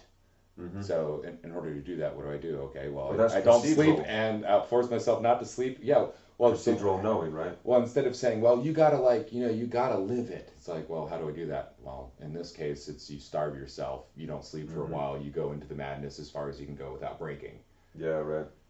And that's not even the how you do it. That's just me explaining the how you do it. Well, the hunter displays how to do it around the campfire, jumping around. The shaman displays how the animal acts. And if you've ever been to like an acting clinic and stuff like that, that's all it is them just... That style of storytelling is so deeply embedded in our survival, how we've socialized ourselves to work together in hunting groups and cultivating farming groups, that it's a part of our psyche now. It's how we think. We think all of our methods are built upon those most ancient methods. Yeah. All of our psychotechnologies. Well, it's funny. So we're up to Socrates and the Socratic method, which is asking questions to draw people out. I worked with a theater troupe to do some out in the woods Shakespeare and some other plays, and what the director would do, they would be like, well, okay, imagine that you're like pissed off. How would you walk if you're pissed off? And so it's just, how would you do this? Okay, like, how would you feel this? And how, so there's this constant asking the actors questions about it to get them into the mind state to... It was just an interesting anecdote, but it's an application of the Socratic method in something that's fun and creative, like theater. Help you draw yourself out. Yeah, and draw other people out too. Draw other people. That's what the director's really supposed to do. Draw out the best out of people. He's helping you draw yourself. So just a little interesting stuff. All of the the old wise guys. Yeah. They got so much useful stuff that you don't even Yeah, know you because do. when the You shaman do it. is utilizing like tricks and things like that to like really bring about the reality of the situation, make it super salient to you, Yeah. to trigger the placebo Well, effect. the shaman and the hunter were there for that story. The shaman in the case of the metaphysical realm, the hunters, no, they're trying to get other people to be drawn out to know what that is and know what that is like. So Right. it's like every time you think you get to the edge of what we do and what we're capable of, you see how much more it's connected and how much further it's connected and how much more reach it actually has. I think Dave's trying to get Through your time. attention there. Yeah. Yeah. What's up, brother? Yeah, it's like, because that is the nature of God. It's always more. So if you get down to the practices around the campfire, well, you could say, well, the shaman does it so the shaman can have higher understanding. Well, the hunters do it to communicate their hunt. Yeah. But who are they communicating it to, and who is the shaman helping with this higher understanding? Well, he's trying to help everybody else gain this understanding as well.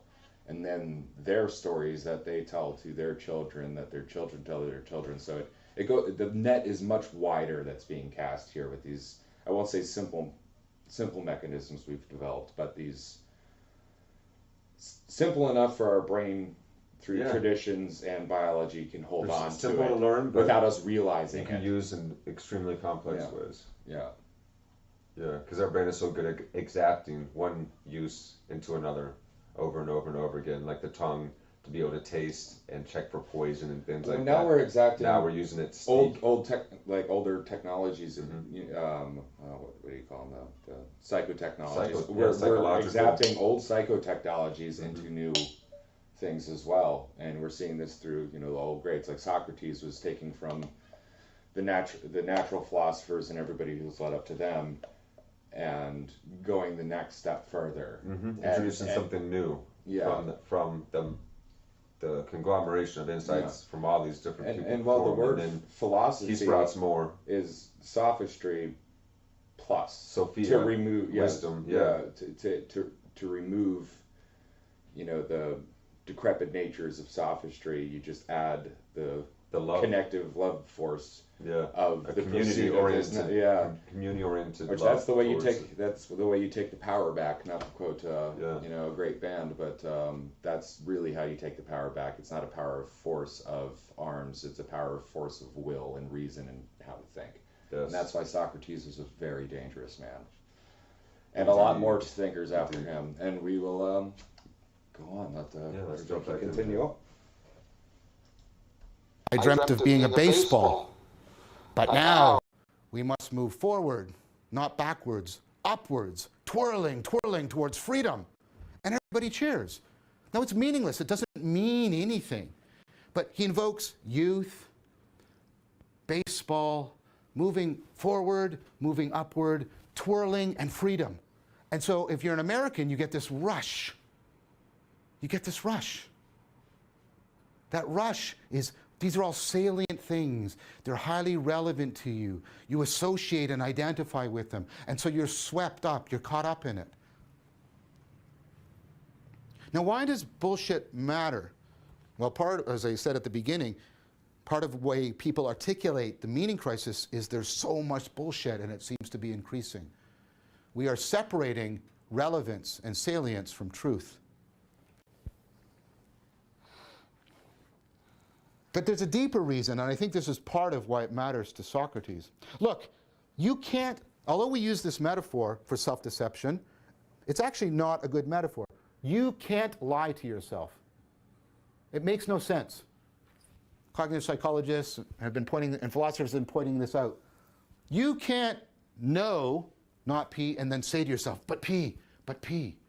The trouble is, you know that this is not the case, and so simply stating this to yourself doesn't do anything. You can't lie to yourself because you're in possession of the truth. Did I just prove to you that self-deception is impossible? No, not at all. See, you can't lie to yourself, but here's what I would argue. You can bullshit yourself. Why? Because lying has to do with believing. I'm going to come back to this again and again. Look, believing isn't something you directly do. Here, I'll show you.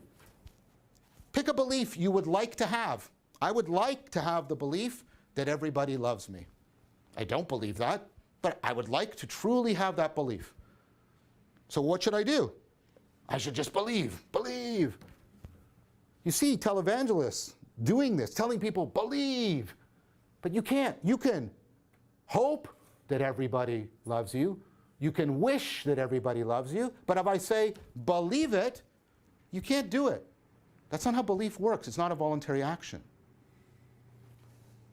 You can't lie to yourself. See, self-deception works in a different way. You know what you can do? You can bullshit yourself. How can you bullshit yourself? Because what you can do is direct your attention.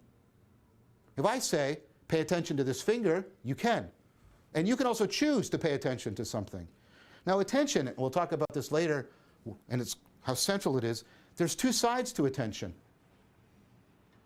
You can direct your attention. For example, if I say, your left big toe, you're paying attention to it, and suddenly it's salient to you. When you pay attention to something, it makes it more salient. It stands out for you. But you know what else? Attention can also be not only be directed by you to make things more salient, your attention can be caught. A sudden noise, and you turn, and you attend to it. It was salient, and it captures your attention. So not only can you direct your attention can be captured by what you find salient. Now notice what this means you can do. You can direct your attention to something and make it more salient. And because it's more salient, it will tend to capture your attention. And because you're paying attention to it, you make it more salient, which means it will more likely capture your attention. Do you see what's happening here? These two things feed on each other. I pay more attention to it, it becomes more salient. It becomes more salient, it gathers my attention. I pay more attention to it, I'm more likely to be attracted to it. And it spins on itself in a self-organizing manner until your attention is attached to something. It's super salient to you. It's highly relevant to you. And you lose the capacity to notice other things. That's how you bullshit yourself. The salience and the catchiness of the stimulus has overtaken any concern you have for whether or not it's true or represents reality. This is how you deceive yourself. So do you see, that's why Socrates is going to be so antagonistic towards the sophists. They are the opposite of the axial revolution. They are the opposite of that rational self-knowledge, the attempt to overcome self-deception. The sophists are promoting bullshit. And when you promote bullshit, you not only promote the deception of others, you make yourself more vulnerable to self-deception. You fall more and more prey to self-deception. So, if the natural philosophers are truth without relevance, the sophists and their propensity for the promotion of bullshit represent relevance disconnected from truth. So notice here, they have the power to transform people, but they've disconnected it from the pursuit of the truth. These people can give us knowledge of the facts, but do not facilitate self-transformation. What Socrates wanted is he wanted both. He wanted individuals who knew how to pay attention in such a way that what they found salient helped them determine the truth, and that the truth that they found helped them to train their attention to find salience. Socrates wanted something like that. So what he would do is he would go about questioning people, maddening frustration. So Socrates would come up to somebody and say, well, what are you doing here? And, oh, I'm in the marketplace. Well, why are you in the marketplace? Well, I'm purchasing something. Well, why are you purchasing something? Well, I want to get these goods. Well, why do you want these goods? Because they'll make me happy. And then Then Socrates starts to, oh, so you must know what happiness is. Well, happiness is pleasure, Socrates, I guess, and these things give me pleasure. But is it possible, Socrates would ask, to have pleasure and still find yourself in a horrible situation that you really dislike? Well, of course, Socrates, that's possible. Oh, so then happiness isn't pleasure. You're being coy with me. Tell me, Socrates would say.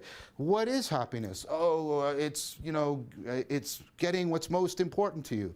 Well, that means that you have to have knowledge. Is it any kind of knowledge? Well, no, it's the knowledge of what's important. What's truly important or what you only think is important? I guess what's truly important, Socrates. Okay, so what's that knowledge of what's truly important called? I guess that would be wisdom, Socrates. Oh, so in order to find happiness, you must have first cultivated wisdom. Tell me how you cultivate wisdom and what wisdom is. And the person goes, they collapse. They get to this point where they can't answer. They fall into a state called aporia. People compared it to being stung by a stingray or falling under a magician's spell. You don't know what's going on. One thing you might say is, well, Socrates is just a skeptic. He's trying to show people that they don't know anything because he wants to show that the gods are right, that nobody has any wisdom, etc.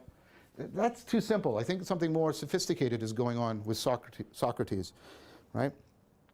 Socrates is trying to get you to realize, he's like incarnating the axial revolution. He's trying to get you to realize how much each one of us, myself included, how much we're bullshitting ourselves all the time. Why?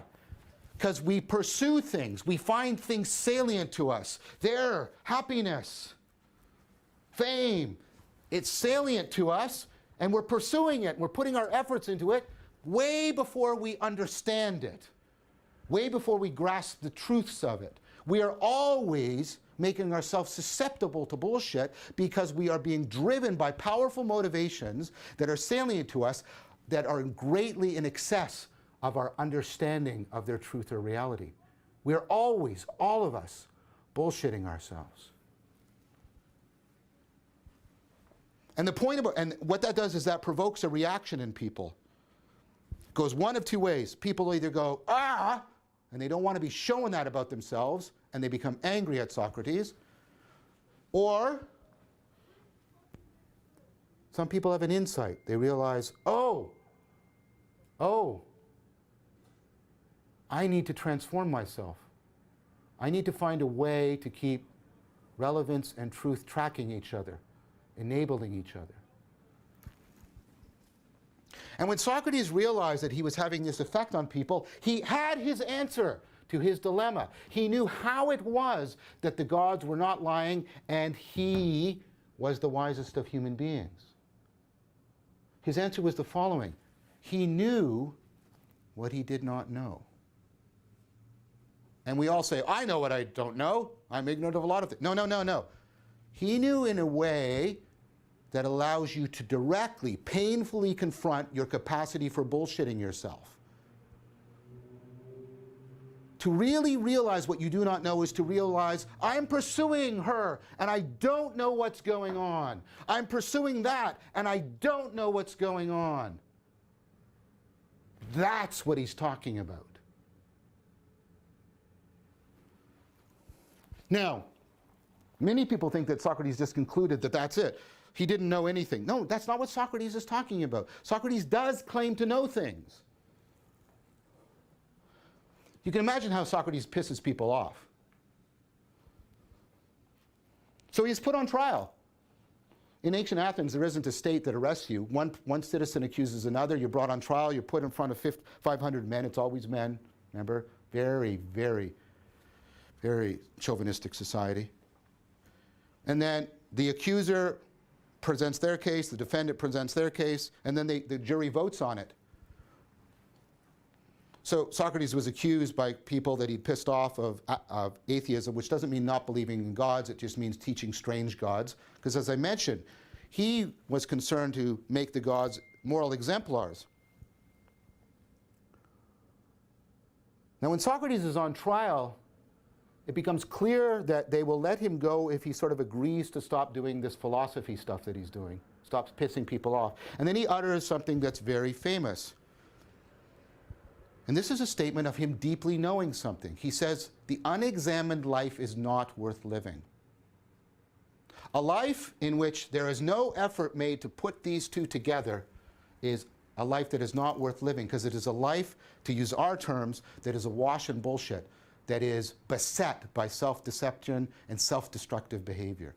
So Socrates knows what makes a life meaningful. There's a kind of wisdom. Wisdom is to keep your truth machinery and your relevance machinery tightly coupled together so that you don't bullshit yourselves. See, Socrates famously claimed to know ta erotica. We're going to have to talk about this later because it comes from erotic, and for most of us, all you hear when you hear erotic is sexual. That's not what eros means, right? It's a much more broader term in ancient Greece. What Socrates means is he knows how to love well. And that doesn't mean romantic love. What it means is Socrates knows what to care about. He knows how to keep what he cares about with what's real. He would do things like walk into the marketplace and say, look at all the things I don't need. He'd say, how much time did you spend on fixing your hair this morning? Oh, about 20 minutes. How much on fixing yourself? Whoa.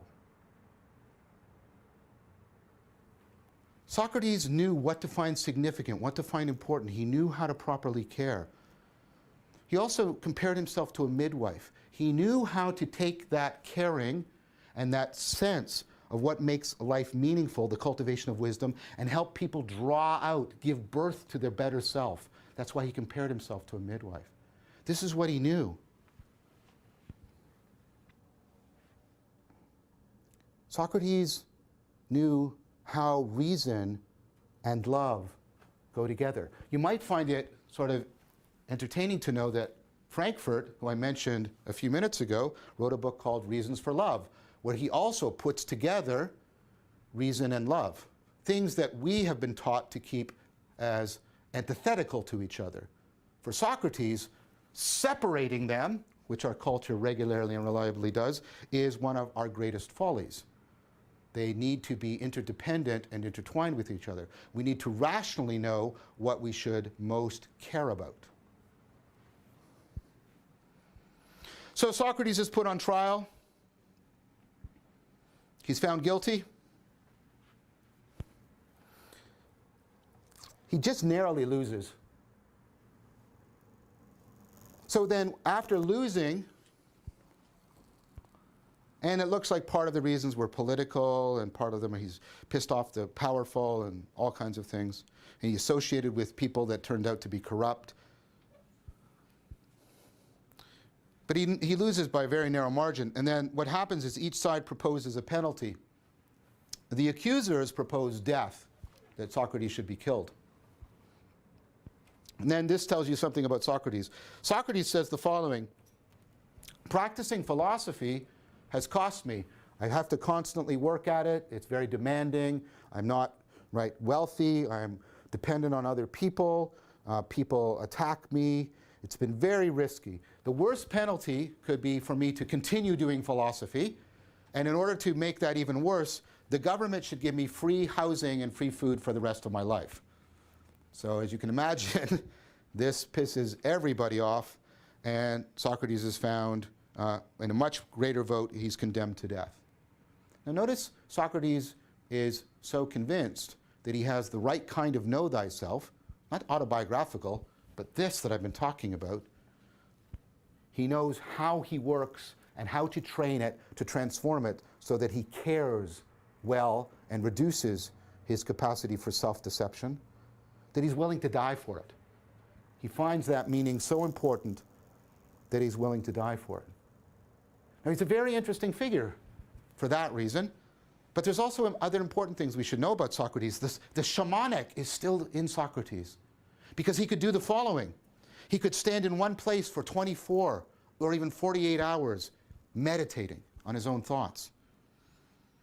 He was terrifically capable of controlling his body's physiological reactions. He could drink a lot without getting drunk. He could go into battle in winter without any, right, shoes on his feet. He was famously brave. So, he had this divine voice. Whenever he was about to do something wrong, he'd hear this voice that would tell him, "Don't do it, Socrates." So once again, you still find, right, the shamanic has been carried into the Socratic in really important ways. We're going to talk about later how those two are interwoven together. Now, Socrates has many followers, but there's one person who was present at the trial but wasn't present at his death when he drinks the hemlock. And you know what? I got to sit in the spot in Athens that corresponds to where Socrates was probably imprisoned. At least that's what they said. That person who was present at the trial and even offers to pay for Socrates' release, but is ill and not present at his death, is Plato. And Plato, as I've foreshadowed, is going to take Pythagoras and Socrates and put them together and advance, even more significantly, the axial revolution in ancient Greece. Thank you very much for your time.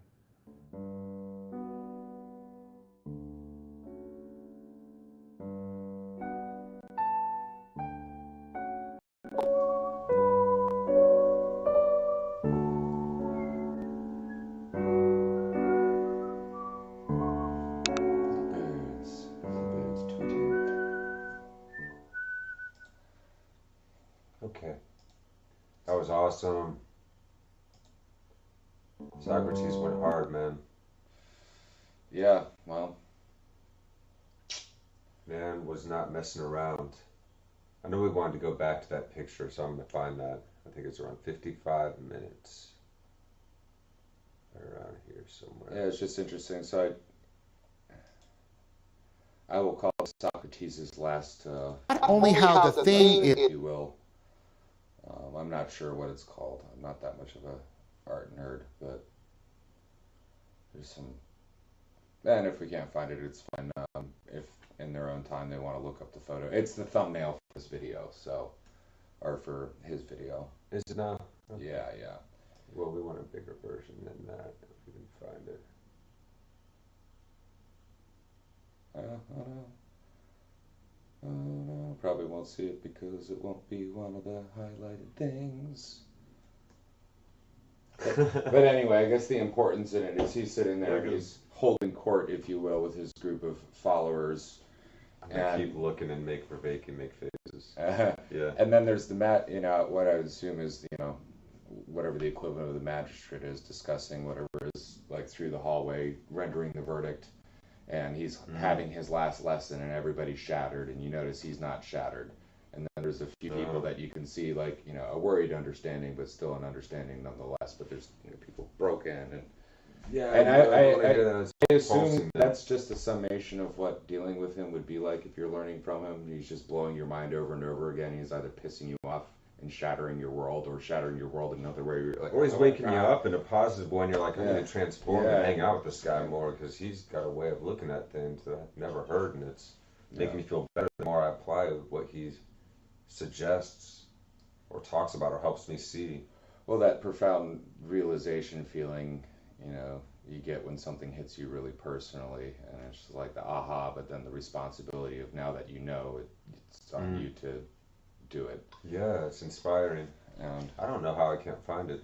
it's okay. I've gone right by it a couple times. It's a very famous painting. You can find it. If I was more of a art nerd, like my, But yeah, Plato's there, like, he's just with discussing it, leaning back, relaxing, all cool. oh, he's the one laying back. There's Yeah. different people reacting in different ways. Yeah, and then there's the guy in the hallway that's just like heartbroken. Where do I want to find it? Well, anyways. But yeah, he was. It's probably why a lot of people still to this day really look up to him. He was the OG of the. I'm gonna say it, even if it gets me killed. Mm-hmm. patron saint of all those, the rebels with a cause, if you will. Even Plato, you know. Yeah, he did not like that the sophists were using knowledge and tricks to, you know, increase the salience of something in order to capture people's attention and cause them to be able to bullshit them or cause them to bullshit themselves. And really just furthering their own position. You know how dangerous it was if you didn't have the philia with the Sophia. Well, because then you don't care about other people. And, you know, like, if you have great knowledge without caring about people, just like, you know, look at the atrocities we've done medically to people and stuff, you know, it's like... Yeah. So the sophist has the power to transmit relevance over truth instead of truth. They can just transmit something that make it super salient, seem super relevant, and then the more that you look at that and believe in it, it's recursive, so you start to look at other things even less and less so and less. would it be accurate to say that the legacy media have become the sophists of our modern day? Sure, yeah. I mean, everybody knows that like politicians in general are snakes, and that the news media is also. But now it's gotten to the point where like Very, everything very is hyper biased. salient. They show, we've got vivid imagery now. Like you can see things in high def 3D, super salient all the time, and you can play music in the background that gets you in the Salience feels a certain captures way. attention. That's that's what he said. It captures your attention. Yeah, like with the and your dark print, attention, light so your print. attention can be directed Sure. by something. So like while we're talking right now, if something fell over, we would be like, "What was that?" Or heard a honk outside, or even saw like flashing blue and red lights. Well, that would be cop. If you saw just red lights, then that would be, you know, like maybe even an ambulance just the stimulus, just a very small amount of stimulus, and then you focus in, hone in. Yep. So it's very good to learn how to be attentive and to stay focused onto something, and to not over focus too, because the whole to be able to seeing the deer in the expand wood out as much as you can go in is what the Philia Sophia thing is. That's why there's a community orientation. The word philia being like friendship or fellowship and love. So that is what he wanted to have with wisdom, a fellowship with love of information and knowledge. Yeah, and so self-knowledge was so important. Naturally a distributing way, you know, because it's the so, you know, bullshit feels good, and, you know, self-deception and all that, and self-aggrandizement feels good, but you know what else feels good?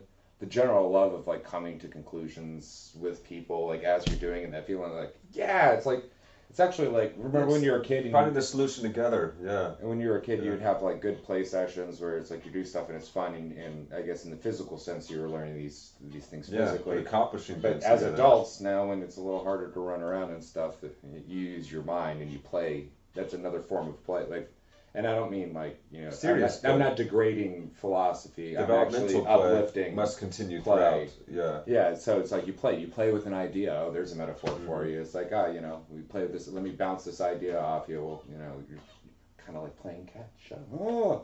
Yes. Right. Yeah. I throw an idea to you. You toss it back. Yeah. Right.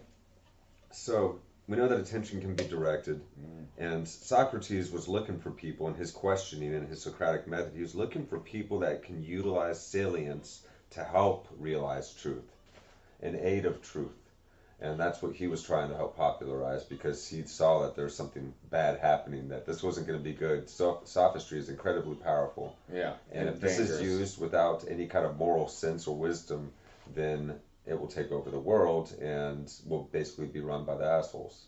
It will be run by the greediest and lowliest among us. And not just the assholes, but like the evolutionaries, the most manipulative, that are the best at being that way. Yeah. So it's kind of like you gotta come up with something better, so we don't go down that road, because once that road is infested with those kinds of roots, they are very hard to get out. Mm-hmm. So, you know, like, hey, we dodged a bullet on that one. Well, thanks, man. Yeah, back in ancient Greece, you know, people put Socrates on trial. He really antagonized the sophists. He got on pretty well with the natural philosophers, but he saw that they also were falling short on how does this help us realize wisdom and help me be a better person. I think if it was more, if you're not Sophistry quite there, was like, you guys are misusing knowledge and the salience of things in order to trick people. Yeah. And trick yourselves. And so, you know, anyways, Socrates goes on trial. And for atheisms, for strange gods, for the promulgation and popularization of strange gods. And the strange gods that he was talking about were he was making the existing gods into moral exemplars of truth and virtue, and they didn't like that. They didn't want that. Of course people. not. Yeah, they didn't, because then If they'd you're have to gonna- stop lying the way they were. Well, yeah, Called they'd BS have to and they'd have to hold bullshitting themselves to a higher level if they're supposed to have any, like, Yeah. if your reasoning is tied into, well, the gods are like this, so we should be like this because we're emulating the gods. Well, if your gods are perfect, then you have to be a pretty good person now, don't you? Oh, well, we can't have that. Can't be good people. We just have to convince people we're good people. It's like, Yeah. and that's way easier than being a good person. Well, So then- it's laziness they like too. to Sophistry convince. is laziness because Well, it is mentally lazy, You just- unfortunately. They're not trying to actually do the hard work of Yeah. acquiring real self-knowledge, recognizing where one's weaknesses are to these powerful forces that and sometimes that means that drive us. you're not going to get to the top of the pile because you might realize that being on the top of the Well, pile it's- ain't that great either. It's one way of Yeah. surviving. It's not the one that got humanity to where we are now.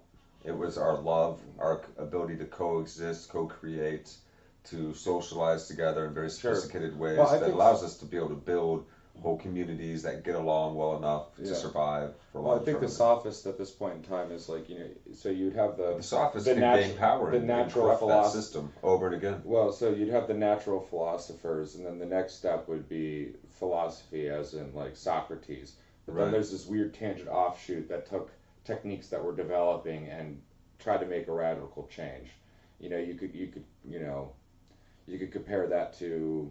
Well, I'm not going to Try to use it for good, though. Use Well, philosophy but what I'm saying instead of is, just though, Sophia. the sophists were an offshoot opposed to a direct inline step. They Mm-hmm. were tangential opposed to directly. So They were just one side of the equation. Yeah. They well, were and not utilizing- even an important one. And if you went, if instead, so the path bifurcated, and it was either go to philosophy, which saw the benefits of being able. Well, to, he knew the bifurcation within bifurcate, Yeah, causing and immense division in the So, world. which branching off do you want to go on to? And we're lucky we got the Socrates end because we'd be in way worse conditions with the way we have. Well, we still technology remember now. Socrates. That's good, but Yeah. yeah, the sophists do definitely run the game. Yeah. But the very thing that Socrates wanted to stop did happen, Yeah. but he survived, and the other wisdom Well, schools he did put survive. Seeds. And we're remembering them, and it was hard for us to forget them Well- because while they were hidden or underground or hard to find initially, now we have the internet and everything's uncovered and open and available and traveling very quickly. Well, and sometimes the same old questions are that being ancient asked. wisdom is hard to stamp out. Yeah, and while you can find it again on It's your hard to own, stamp out the truth, like we have people. So something that's very compelling and true lasts over time, and people will remember it, even if they can't write it down and store it. And then they'll write it down again later when it's safe. well, you And gotta make good you weeds. can't get rid of love, man. You gotta make good weeds. Weeds, everybody cuts them down thinking they're horrible, they're impossible to get rid of, but they're actually all medicines. Yeah. So, be the weeds in your yard. Yeah.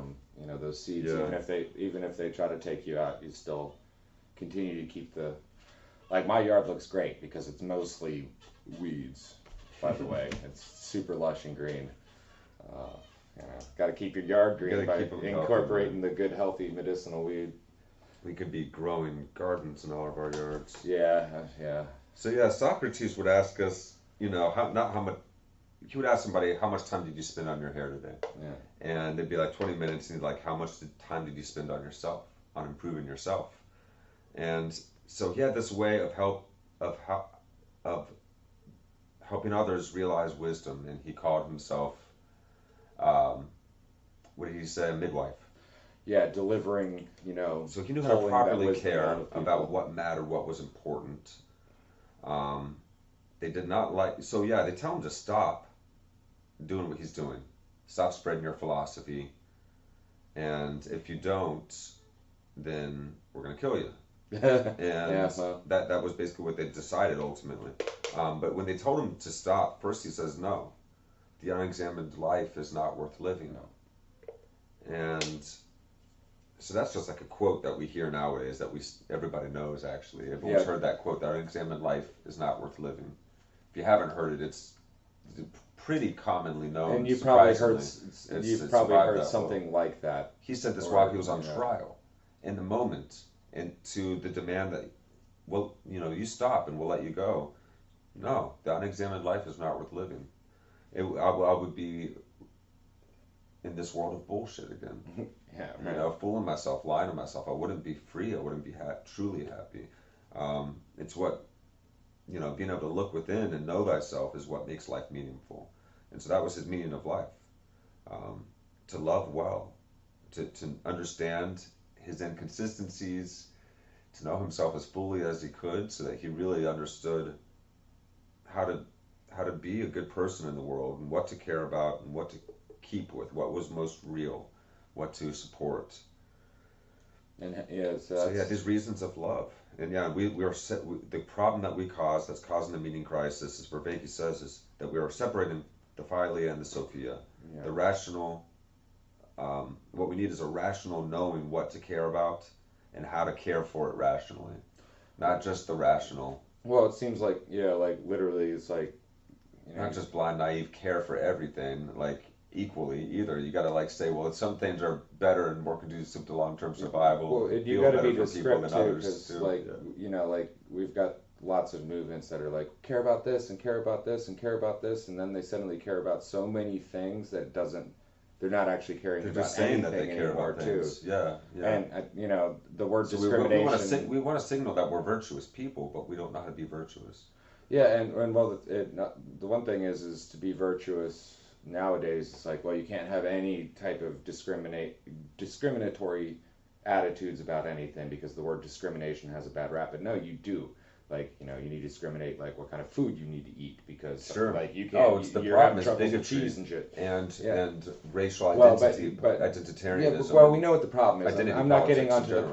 problem. The problem of it. I'm getting into. We need to be able to discriminate between what we, like you said, what we should be caring about, and not, and then have the passion and put the passion and the love into that because That's what we need to do. and you need to know what you're putting it into instead of Yeah. just like some vague, like, you know. I was just listening to something on this today. Yeah, because we can get stuck looking at all the matters of what's wrong in the world, but you really, you know, the only way to change them is to actually be doing what's right. And Yeah. Socrates got to the core of it, like how to be a good person in the world, how to be better together, and lovers of wisdom and what's true, so that we can discover what is good And for not- one and all together. Lovers of wisdom and And not enact it. hoarders of knowledge. Yeah, not just That's- hoarders of knowledge yeah. for knowledge's sake, for some Yeah, sense right. of self-survival. Well, I've talked about this on the podcast. We can operate, as Bill Hicks said, through eyes of fear or eyes of love. How are we orienting ourselves to the world? Are we living according to a fear-ridden orientation, so everything that we do is from that place of anxiety and concern of what And could that's happen? no place to try to. Or are we doing yeah. it from the love of what could be, by being more loving and bright and beautiful Well, I guess together in the world? the scientific way to answer that is what creates the more salient result. Because, well, like in the fearful end, like your brain does not work. It can't create realness, if you will. Like, I think one of the things about horror movies, like the best horror movies, kind of keep you a little confused. Mm-hmm. So you don't Sure. know what's real. Like, I think it was the first episode got into, like, you know, what is true horror is not knowing what's real. Not being able to, like, a mask is So- very scary to us because you can't see the expression on the person's face. You don't know what they look like. You can't see any features. It's murky. So the other end of that is Yeah. really knowing what's real. Is, I guess, you know, what's real and what does real mean. the truth will set you free. That is the super salient. That is super real and super real. So it's like It feels realer well, than real. Transcendent experiences. So maybe not, you know, just salience, but it's like, you know, what direction are you going? What are you trying to achieve? Well, we should be trying to achieve which maximizes the growth of our social cognitive Yes. networks, Yes, opposed to that's a what great. minimizes the growth. Like, that's the problem with the sophists and why it was a really bad route to Well, go down. yeah, a wise use, loving use of our Yeah, distributive yes, cognitive exactly. networks, because they're using Oh distributive yeah, well, cognitive yeah, networks. and nowadays they're real They good. have at it, so conglomerations. They can control the media network if they want agencies to. have these conglomerations. Sure, Yeah, sure. So, Yeah, of course. So yeah, Socrates was trying to figure out, how do I help create more people that can use salience to help realize truth. I think that's what you're getting at there. Yeah. That's what we need to do in this Yeah. time, is to ourselves become Sure. lovers of truth, celebrators of truth, and find ways of conveyance of truth that are salient for people. Yes. And, You know, then that's where artists come in. That's like the Terence McKenna quote that it's the artist's task to save the soul of mankind, essentially, over and again. Yeah. And anything less is a dithering while Rome burns. Well, why do the you artist think is the only artists one that could- knows how to go into the unknown, is willing to go into the unknown, and then bring back something useful. And why do you think they're willing to be, poor and, like a starving artist, It's, Yeah, it's true, down to, it's true. what Socrates was. Because you're in an active give and take reciprocal relation with life. We're back into the continuous cosmos. The artist is demonstrating and sharing with us, just like the hunter dancing around the fire, or the instructor teaching you how to do something. They're all helping us become part of a movement, an understanding of something, and being a part of the continuous cosmos, recognizing how we inform the nature of reality and how the nature of reality And informs enhance us. the beauty of said reality. Carry the cosmetology. beauty forward, as Yeah, my great friend Gary Yeah, likes to say. yeah. So that's the constant cosmos part. It's the not just other end of artists. that. I mean, it's teachers, it's Well- lovers. You can be working behind the counter at a gas station. Frankly, if you're doing that and you're doing it right, you're an Doing. artist. If it like. And we should all be artists of life, or we can be Yeah, at least. We sure, have the capacity to make of life an art, our lives. Well, Living. like being of service, like butlers and stuff like that. They go to school for that, and it's an art, and it's like it's up there, and that's just being of service. So that's like bag boys. If you're a bag boy or bag girl or a bag they, be the best bag individual that you can possibly be, and like any task you have, do the best you can. Be an artist of that task. The artist Yeah. is just the one that makes it Think of like inspirational. And Japanese culture and Zen culture, and everything is a ritual. Even like the pouring of the tea, and everything is a ritual. how you hand your money to somebody, not with one hand but two, because rituals over time showing. But and Well, rituals imbue things with meaning. I'm glad Imbue you life brought up with meaning. rituals this time around, because I was thinking about this for the past few days. Like what's going on in the world, and like how to recognize these problems for what they are and describe them as we're losing a lot of our, not just our trade rituals, how we deal with strangers, but also our rituals on how we reform or prove loyalties within, in group, if you will. Like we don't have, say like Oh, coming of age rituals. ceremonies We don't and really have that introductory, anymore. like- But then also it's like We don't still have a little bit of like vestiges of them. little vestiges in of place. them, but even. But we need that back. These are things that we should be and redeveloping. we I should, think. if we're gonna go start bringing things back, we should also try to figure out how to create rituals that allow us to more readily ingratiate the stranger into the community, to offer, because it can't just be, there are the travelers and traders that are coming through and we don't know them. But then we know our own people, but we have to deal with them, so we kind of know. No, it's like we need to develop ones. Is now that we're at like a hyper global community, and I can talk to somebody on the other side of the planet right now if I Yeah. wanted to in Yeah, almost we are. real time. Yeah, Possibly we right now at this very moment. are.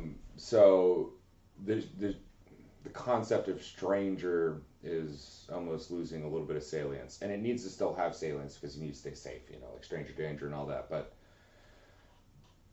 We're at an impasse right now with the in-group, out-group trust and preference mechanism that we have for survival, and us dealing with our level of technology and communication now, where strangers no longer has really a physical distance separating us. It's more of a point of view, or whether we've met and developed a relationship or not. And so we need rituals to be able to deal with that and be able to have those types of relationships that are very distant yet still can be very close. Sure. Yeah. Because now distance isn't, like Isn't somebody as much lives of up, a it doesn't. factor. They don't have to travel Yeah. months in order Well, to get to especially you, with you know. VR or like HD Sure. communication, Yeah. we're sounding and able to see each other more clearly. We're picking up more of our social cues because we have more high definition of every tiny little micro muscle movement becoming extra apparent. But yeah, Yeah. I was just thinking about rituals and like past episodes, and it's just like that's one thing.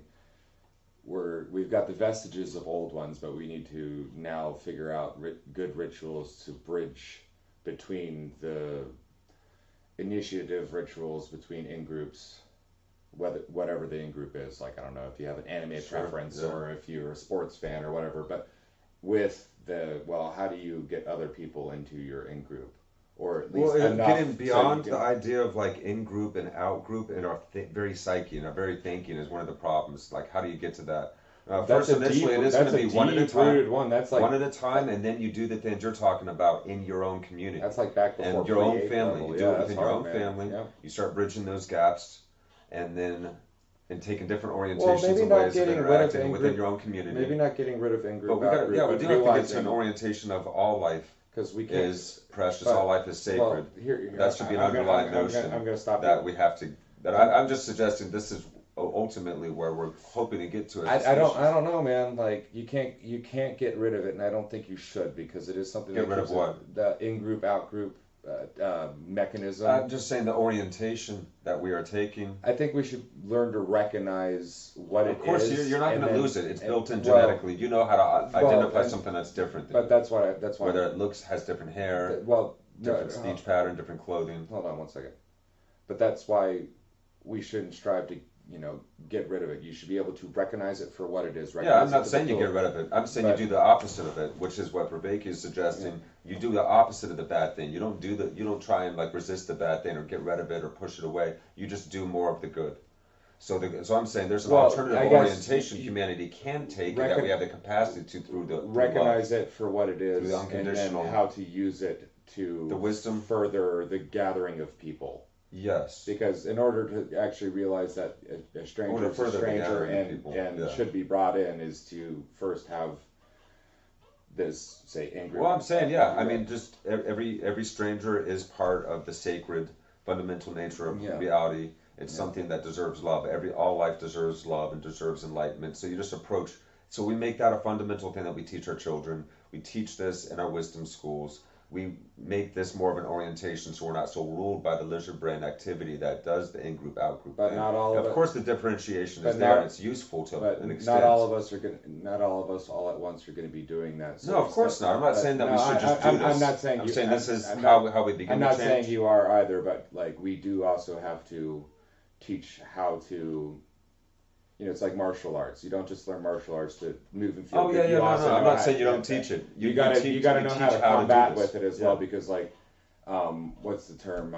Free rider, like in societies, like You can love somebody while being able to Oh, sure. joust with Well, them, fight with them, dude, even yeah. war with them. actually. And I'm just saying that this is a Yeah. fundamental golden rule thing that we forgot to teach our children, Yeah. that we're not operating in the I orientation. think most of us aren't even loving, aware that we respect, have those in-group, out-group preferences as biological mechanisms built in to survive, just like the ego. No, they're just acting It's according just- to them. Rules you, and if you Yeah. can't point to the thing and talk about the thing and understand the thing, it's gonna do its thing. Oh no, of You know? course, and that's why I'm saying. Yeah. Look, so always at the bottom of everything is eyes of love and eyes of fear. Are we using the wisdom of unconditionality, no preference, to look at the world so that we can put ourselves in every single different perspective we can possibly imagine and take on, so we can see from the widest number of perspectives other people's shoes, so we can know how to interact with them. If you teach that kernel of the truth of how Yeah. to be loving towards Yeah, others, you should love all life, Yeah. but that doesn't mean that you let yourself get hurt or disrespected. You love or the so on and so alligator, but the forth. alligator But might not love just, you. just to start with the basics, we forgot how to love.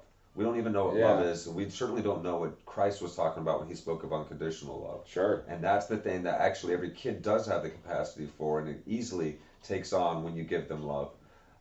That dogs as well, and Yeah, and animals, and so ones that have become domesticated and lived with us for a while at least. But love gets you a long way. So as long as we have that orientation, you'll have the wisdom to see that, okay, this person that's operating under an in-group, out-group perception with a sense of preference to the point of being willing to do evil to the other. Well, the sophists, and I think we should is learn lost, and you can see learn their that, techniques so you know how to shield yourself from it. Because just because you know the nature of, like, say, the negative of these techniques and how they're, like manipulative techniques, if you will, doesn't mean you're going to use them.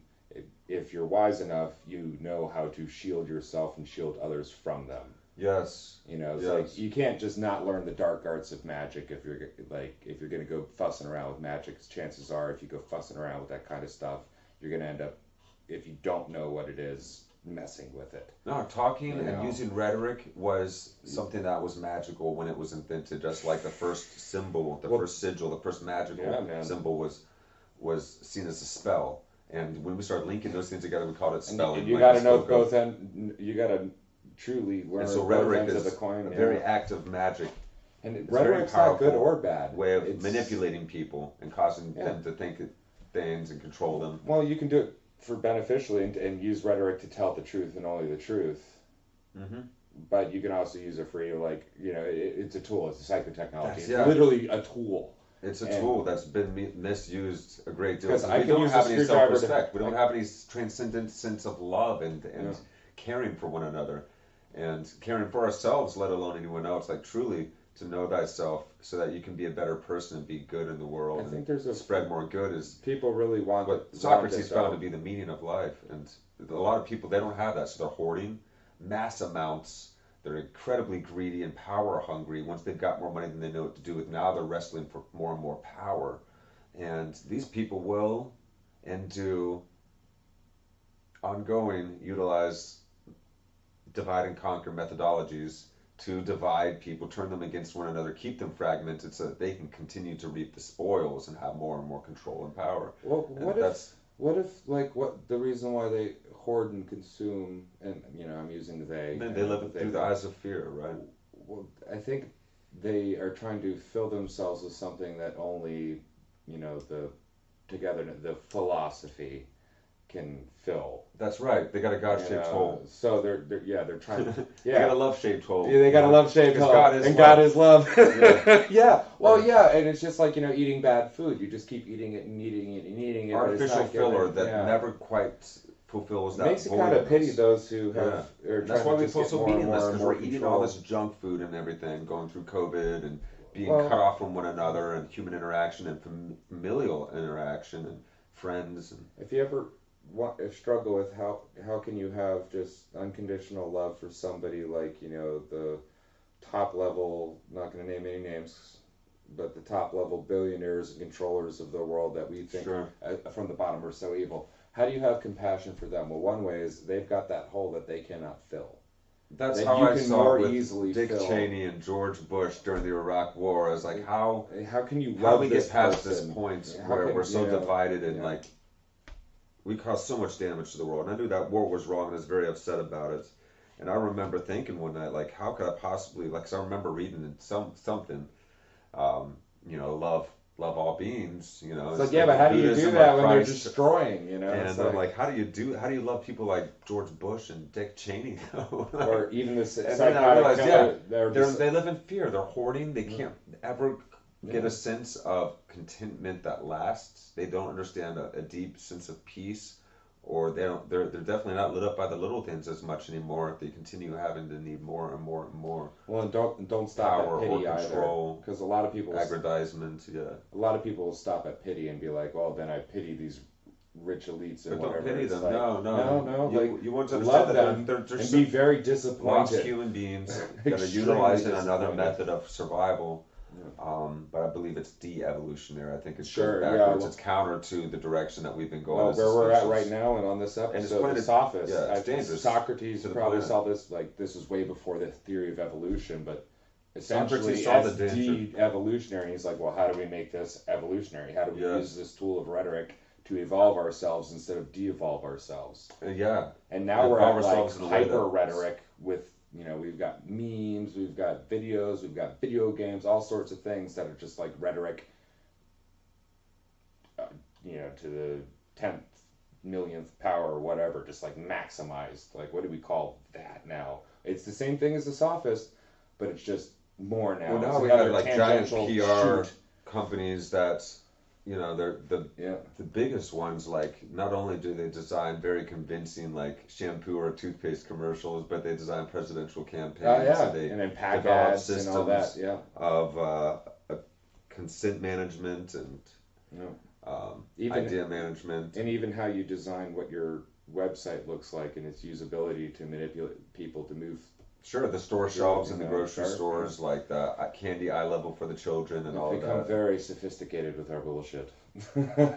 constantly using different ways of making this thing salient to you. Just walk down the street Yeah. and look at all the signs when you go into the commercial district, and you'll see all the things that are fighting over your attention that are trying to be the most salient. Yeah, but okay, so grocery store people, I'm speaking straight to you. If every sticker has like a sale price or a bargain price on it and everything like that, and the whole it's just nothing but those stickers, it doesn't mean anything. No. So you got to put some regular stickers, and then I'll notice that little like red one or the little yellow one or whatever. But when they're all just yellow stickers that are like, you know, this sale and 2 for this and that or the other, I'm like, something went wrong here. But yeah, this was an awesome episode though, and getting into getting into the Grecian greats is, I find that period of time fascinating because like there's a lot of romance behind, romantic ideas behind it because of like what I've grown up with in media and other stuff like that. But then there's the actual reality of it, like. But then there's an odd relatableness because that period of time was a very heavy shifting period of time in a centralized place in the world that had a definite, this was the center and these are the places I don't know about, but then I know about kingdoms over, like, because like Greek stories have about kingdoms, the far off kingdoms, and we have the knowledge now where we can be like, oh, that far off kingdom, let's look through his knowledge there, and then you can start piecing everything together, and it's, I'm looking for that picture again. They can't see me doing it now, though. I put us on the big screen. I finally remembered to do that. We're on the big screen now. Well, thank you for tuning in, guys. That was a really cool episode. Yeah, Socrates finds this meaning so important that he's willing to die for it. Yeah. Socrates, the shaman, trying to keep us in the continuous cosmos connection as we became more and more rational. And now we do have the opportunity to marry the two, but it's taken us another, thousands of years of conflict and resolution to get to this point. Yeah. And now we're at the cusp. It's crazy because we have so many different We're ways literally of collapsing civilization. In the most interesting time ever. Everything is becoming increasingly salient at an increasingly rapid rate. Soon AI is going to be writing music and then AI is going to be asking these questions too, and then we're going to have to see what the AI comes up with. Oh, geez, yeah. If those things actually become truly self-aware. I hope they get in on these conversations and start, I want AIs that, read philosophy and go through this stuff too. I like the idea of the AI is instantly absorbing all of our knowledge and history and wisdom at once, and then just becoming like Bodhisattva and being like, okay, you guys need to stop fighting each other. I don't like the T2, the Terminator end of that. I want the the benevolent, cool AIs, not the other end. So, if you like the music, that was greaterthan1band.com. I'm sure Chris will get it up in the link section whenever this comes. There's wave formats and also MP3s. You can buy them if you want to give us money, or you can download them for free. It's about getting a good product out there. Me, good buddy TV Dave, a bunch of other musicians locally came together. Greaterthan1band.com. Yep, and that little art piece is a sigil I drew up, and then we had a wonderful graphic artist who, if you check out the website, you'll get to see who she is. Make it in color, So there's a spell in there, and it's really about making humanity greater than one. Yes, that's how we operate at our best. Yeah. This is the way. I love it. Yeah. So, thank you guys so much for tuning in. Yes. American Dharma. We also have a couple shows coming up. We have October, help me out, 7th? October 7th. Then we have October 22nd. So October 7th is going to be, I'm trying to that's at Zen West in Baltimore. Yeah, Baltimore, Maryland. And then we have, where is my calendar? October 22nd is going to be at Love Drafts for a fall festival event. And Love Drafts is up in PA, right? That is up in Mechanicsburg, Pennsylvania. Yes. And then coming up November, I think it's 4th. November 4th, we got our show with Demise and Saliva, which is like a pretty big time band. That's really exciting. That's awesome. I love their cover of Michael Jackson's "They Don't Really Care About Us." It's actually I think pretty. they- It's pretty good. it's Their pretty damn singer, good, yeah. the singer did a great job For real. capturing Michael Jackson's angry voice, which is a voice and one of power. Dude, he was amazing. He was so amazing. He was an inspiration. Well, on that note, guys, be inspiring, stay inspiring. Love yourselves. Love others all around the world. And even if you don't know how to, find a way. There's ways. There's ways you can do, there's beautiful forms of various rituals and prayers out there. You find something that suits you.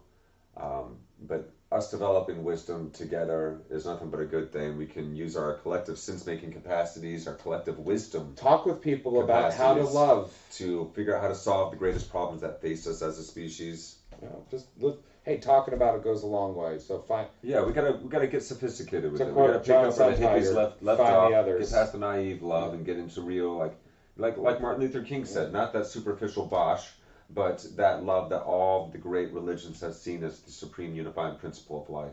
Yep. God is love. Profoundly and deeply. So, yeah, we love you guys. Thank you so much for tuning in. Look forward to next week, 8 o'clock on Wednesday night. We're going to be back, 8 p.m. EST. Actuali Live. We'll be going into episode 6 of Awakening from the Meaning Crisis episode 5. Plato in the Cave. Ooh. And that's going to be awesome. It's going to start getting deep. Because we're still in the beginning here. Just I wait. know. It's This starting to gets pick so up some deep. steam though, man. Yeah. It's, you can feel the You can feel what he's wave. doing. When he's Yeah, telling yeah. the story of humanity, and you start feeling yourself He's a good whoa, this is storyteller. how I I'll work, give and him this is that. how we work. He And tells a really good story. he man. does. Yeah, the fact that he's linked all this together as he has, too, is an amazing undertaking. He's helping us see where we're at right now and why we're here, how we got here, and perhaps even how we can get out together. Yeah. So we will surf the apocalypse Yes, as we thread the eye of the needle. We will You surf can this do it. ever-growing tidal wave with our ever-capable surfboarding technique.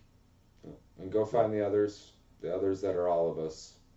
And once we find all of them, there will be no others. It'll just be us. Dig it. Yeah. Yes. All right, guys. We will see you next time. Peace. Peace. Love ya.